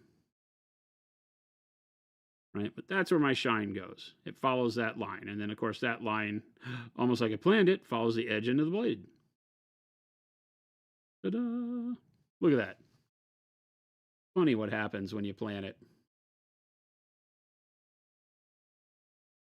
Chios, a little island off of Greece, and the World Champs is held there each year. Oh, nice. Carnivorous. Awesome. Musa, you didn't know about Parabellum either. Wow. We got to fix that, huh? I view them as a bigger company than they probably are, just because of the fact that they went with plastics, right? Hard plastics for their models. That's a chore. It's very expensive. So you think, oh, they got to be a big company, right? And we've spoken with them at various conventions. We met them at LVO a bunch of years ago, and they were right next to us. And fun group. And they've got people from all over the world that rep their stuff, of course. But I know the pain. Like here in the States, it was hard for me to just drive around in my local town and find anything to buy and paint. I had to order online for most everything. I was able to purchase one kit locally, right?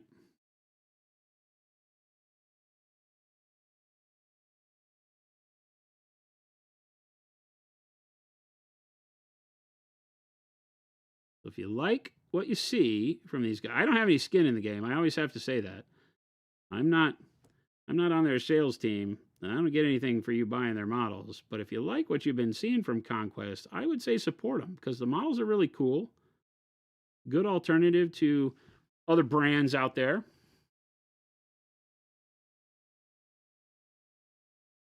And I've really been having fun with them. They're really cool. I already said that, didn't I? Jason, we get it. You think they're cool. I know you bought like 4 armies. I know you're going to be painting them for the entirety of 2026. Boring. Oh, you'll like it, chat. You'll like it.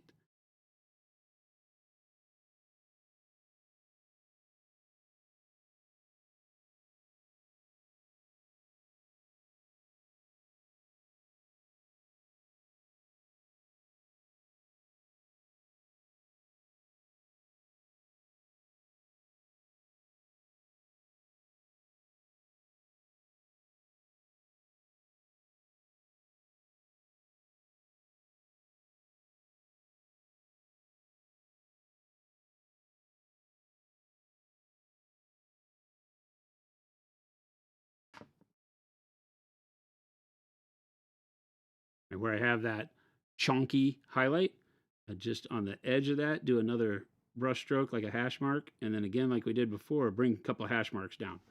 That. Can I pop in close so you can see that maybe? Do-do-do. See how I use the hash marks? You have that big chonky line and then a couple of lines that come down and they spread further and further as you come along, give it that cylindrical shine. It makes it really easy to get a good feel for it, but quick because I just made a big chonky line there and then you just turn it into smaller lines and it seems purposeful.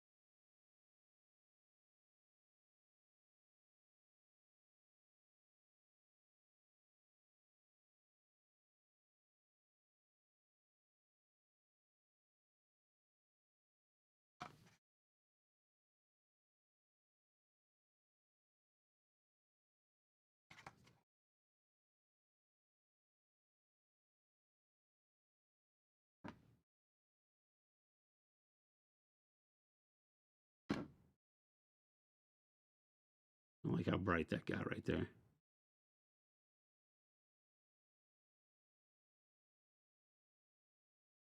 I'll just take the special sauce and knock it down a bit. Look at that. Perfect.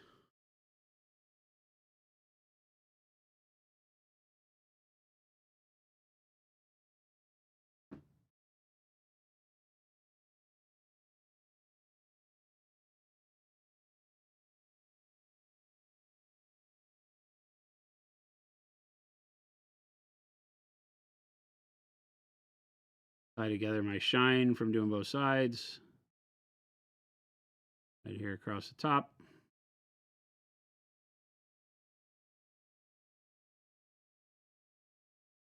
Boom.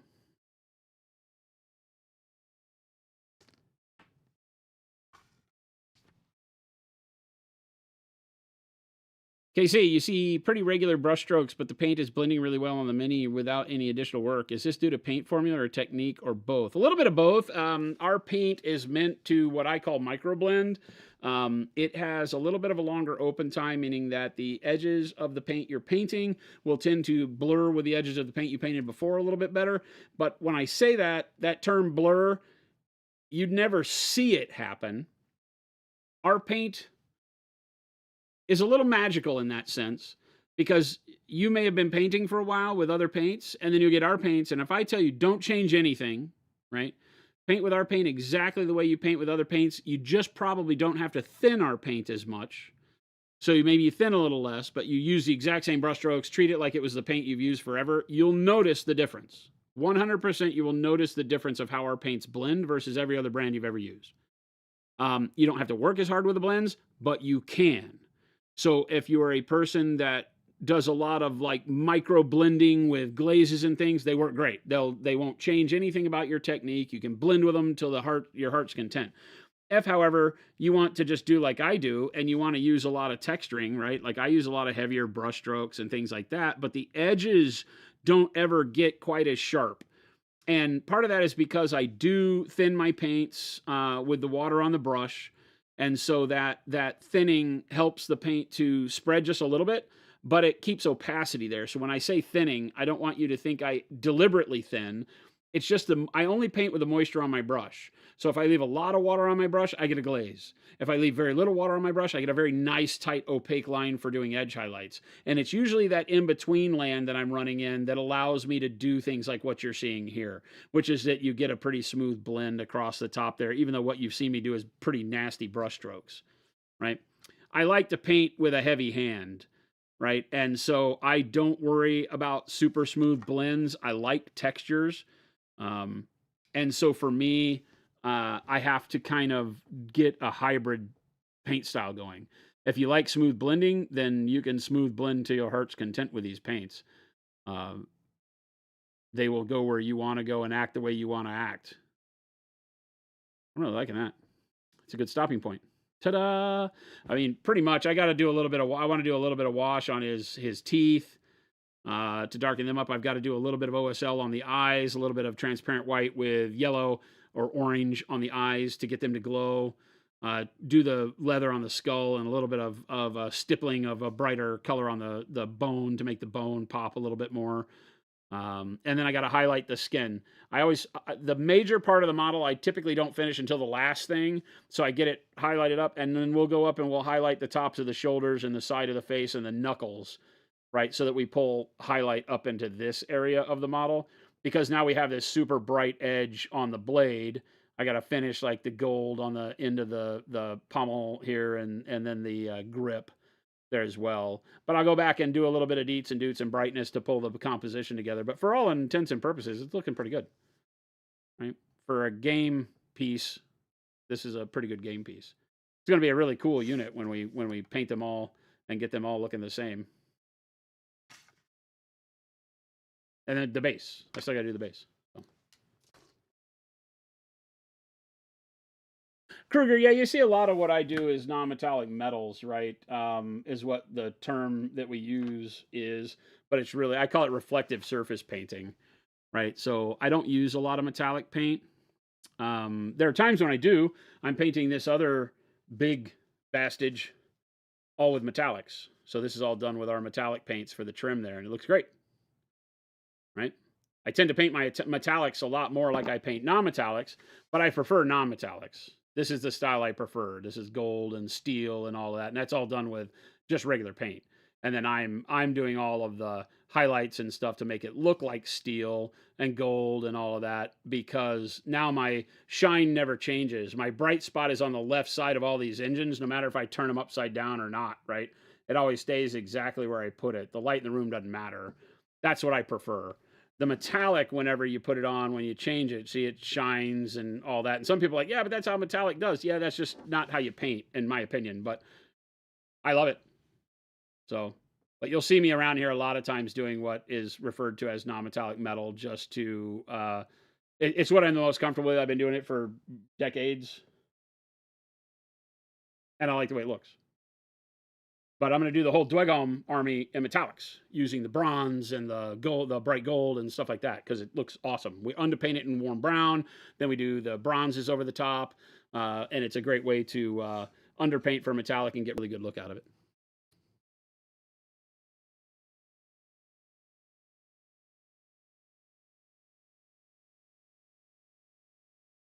Brent, thank you for tuning in. There's a hell of a lot of people here for Christmas Eve. I'm surprised. I thought it would just be a few of us in here watching paint dry. How did you do the claws? On the Dreadnought, the flame claws. Aha! Yeah, this was really easy. There's a video on it on our YouTube channel. You can go and see on our YouTube channel. Chris does a really good job of putting the thumbnail as what we were painting. So this guy will be on the thumbnail, and this is literally just mahogany as a backdrop, and then going through and doing white and stippling white on there like this crazy, almost electrified pattern of dots, and then put orange on it. And I did transparent orange on the entire surface of the claw, maybe transparent red actually. And then more white and do more dots over that, leaving the red on the outside, and then do orange transparent. And then once that dries, do more dots and then do yellow transparent. So you get that kind of spark flare. Like it's hot, but like spark is what I was going for. Like electric fire, I guess. Right? Turned out pretty good. Again, it's working back and forth with white to brighten up each layer. Rather than trying to paint, red and then orange and then yellow like we talked about with fire, paint white and then put a transparent red over it. Then paint more white inside the transparent red and then orange. And then more white, yellow. And keep going like that. Because you'll get more vibrant colors layered over one another that give it that heat that I really wanted. And for the one that was asking, you can see my brushstrokes here, right? I like a lot of texture, so I don't always blend. I just use my colors in a way that, when we pull back to, your table viewing level, my paint jobs look really good. But I'm not really trying necessarily to get smooth blends all the time. I like rough textures again. Metal has a texture to it. I would think that anything in combat doesn't have a smooth surface on it anymore, so I try to keep my stuff, looking a little bit more beaten up without going full Nurgle on them, right? I'm kind of in between. I don't need super smooth blends on everything so they look pretty and brand new. I also don't want to make everything look so beat up that it looks like it's about to fall apart. So I'm in that middle ground. Yeah, the transparent paints are fantastic. Very, very flexible. Casey, Merry Christmas to you. To all of my amazing European friends, it's coming up on Christmas for you. It's like 11:15 or maybe after midnight for some of you. So thank you so much. Kruger, thank you. Thank you. Speaking of transparents have been around forever. As a matter of fact, we released the transparents the week before my Games Workshop released contrast paints. That's how old they are. The transparent paints are some of the most the older paints in our line. They were our answer to inks. We came out with transparent so you didn't have to use acrylic inks, because acrylic inks have a whole world of problems attached to them if you don't know how to use them. They re-wet, they have a weird sheen to them, they don't ever really cure on a model very well because the acrylic that's in them isn't meant for modeling, it's meant for using on paper and wood and things like that, so it doesn't adhere as well to plastic, you have to varnish over it. So inks can cause problems, but they have a really cool vibrant intensity to them. So if you thin an ink down and spray it in the shadows, you get really cool intense coloring. And so we did the transparents because they do exactly what ink does without the hassle of ink. They're an acrylic paint, so they just work like all the other paints. When they're dry, fantastic. So, yep, exactly, Darth Mullen. Yep, they're meant to take the place of inks. It's 10 a.m. in Australia. You already had your Christmas gifts, you chump. You got transparents for your wife, Dave B? Yes! Time traveling Australians already opened presents. Hey, Dave, I need you to tell me what the lotto numbers are, okay? The lotto is like $1.7 billion in Arizona. So I need to know the lotto numbers. All right, everybody, I got a break. I got to run and dump a bunch of stuff out of my car at my house and then go to Best Buy and pick up a bunch of stuff and then have Christmas with the family. Ta-da! You've been reading the First Law series. Good, right? Red Country is a different trilogy, I believe. Red Country is a set of side stories, right? The First Law trilogy, the main one, is my favorite. The rest of them don't hold up to the main series, in my opinion. And then he did a sequel to the trilogy where it's like Danglaka's son and stuff, and it doesn't work for me. I never finished it. It's the First Law trilogy, the Last Argument of Kings, which is funny because this game is called Last Argument of Kings, but nothing to do with it. But Last Argument of Kings, that run with the Bloody Nine and all that, that's the series. That's the 3 books that make the most difference to me. There might be good little stories in there, but those are the ones that I listen to. The rest of them didn't really track for me. I wound up not listening to all the books. Abercrombie's great, but I felt like those felt like they were, I don't know, not money grabs, but maybe he just had lost the muse for that world and was still just writing stories because people wanted it and he could sell them. I don't know. I don't want to pin that on him because Abercrombie has great stuff. But everybody, thank you so much for hanging out with me. I'm glad that everybody else got to go home.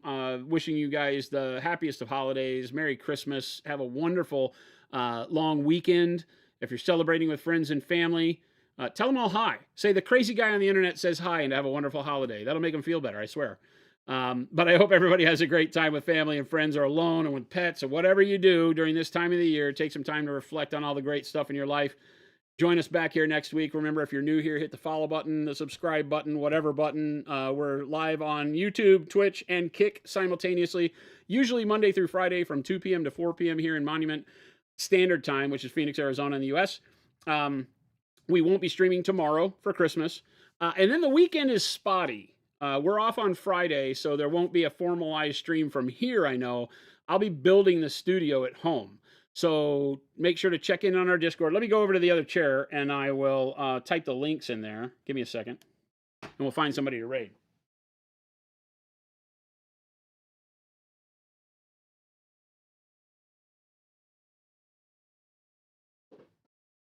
Okay. All right. Okay, I'm over here. You can hear me, but you can't see me because Chris won't allow me to actually work the camera over here for some reason. I don't know why. I blame Chris. But I'm going to type this in here. Super important link for everybody. If you can see that, click on that Discord link. Come join our Discord family. We've got 6,300 freaking amazing, 6,383 amazing painters over there. Tremendous camaraderie, great community, lots of inspiration, lots of hobby talk, lots of nerding out, talking about everything from food to pets and, of course, amazing models and hobby techniques. It is not just a monument place, but it is a monument home for great painters and great personalities. So come make some friends, hang out. And you'll be able to find out more about what I have going on over the weekend as I build the studio at home. The intention there is we are going to duplicate as much as we can the office studio that you see me streaming from here at home, so we can do some late night painting and join in with me. And so I can just paint at home, really. It's a complete selfish thing. But I'll post up on Discord and let you know how that's going. Again, have a wonderful Merry Christmas. Let me find somebody to raid. Somebody said Mike Disney is on. Mike is fantastic, so let's see if that's true. Art of Mike Disney. Let's go raid Mike. Mike is great. We will do that. We're going to raid Art of Mike Disney, everybody. Have a wonderful Christmas holiday, like I said. And when we get over to Mike's, make sure to show some love in the chat. If you're not following him already, please do so. And we will catch you back here on Monday, if not sooner during the weekend. Thank you so much. Love your faces, gang.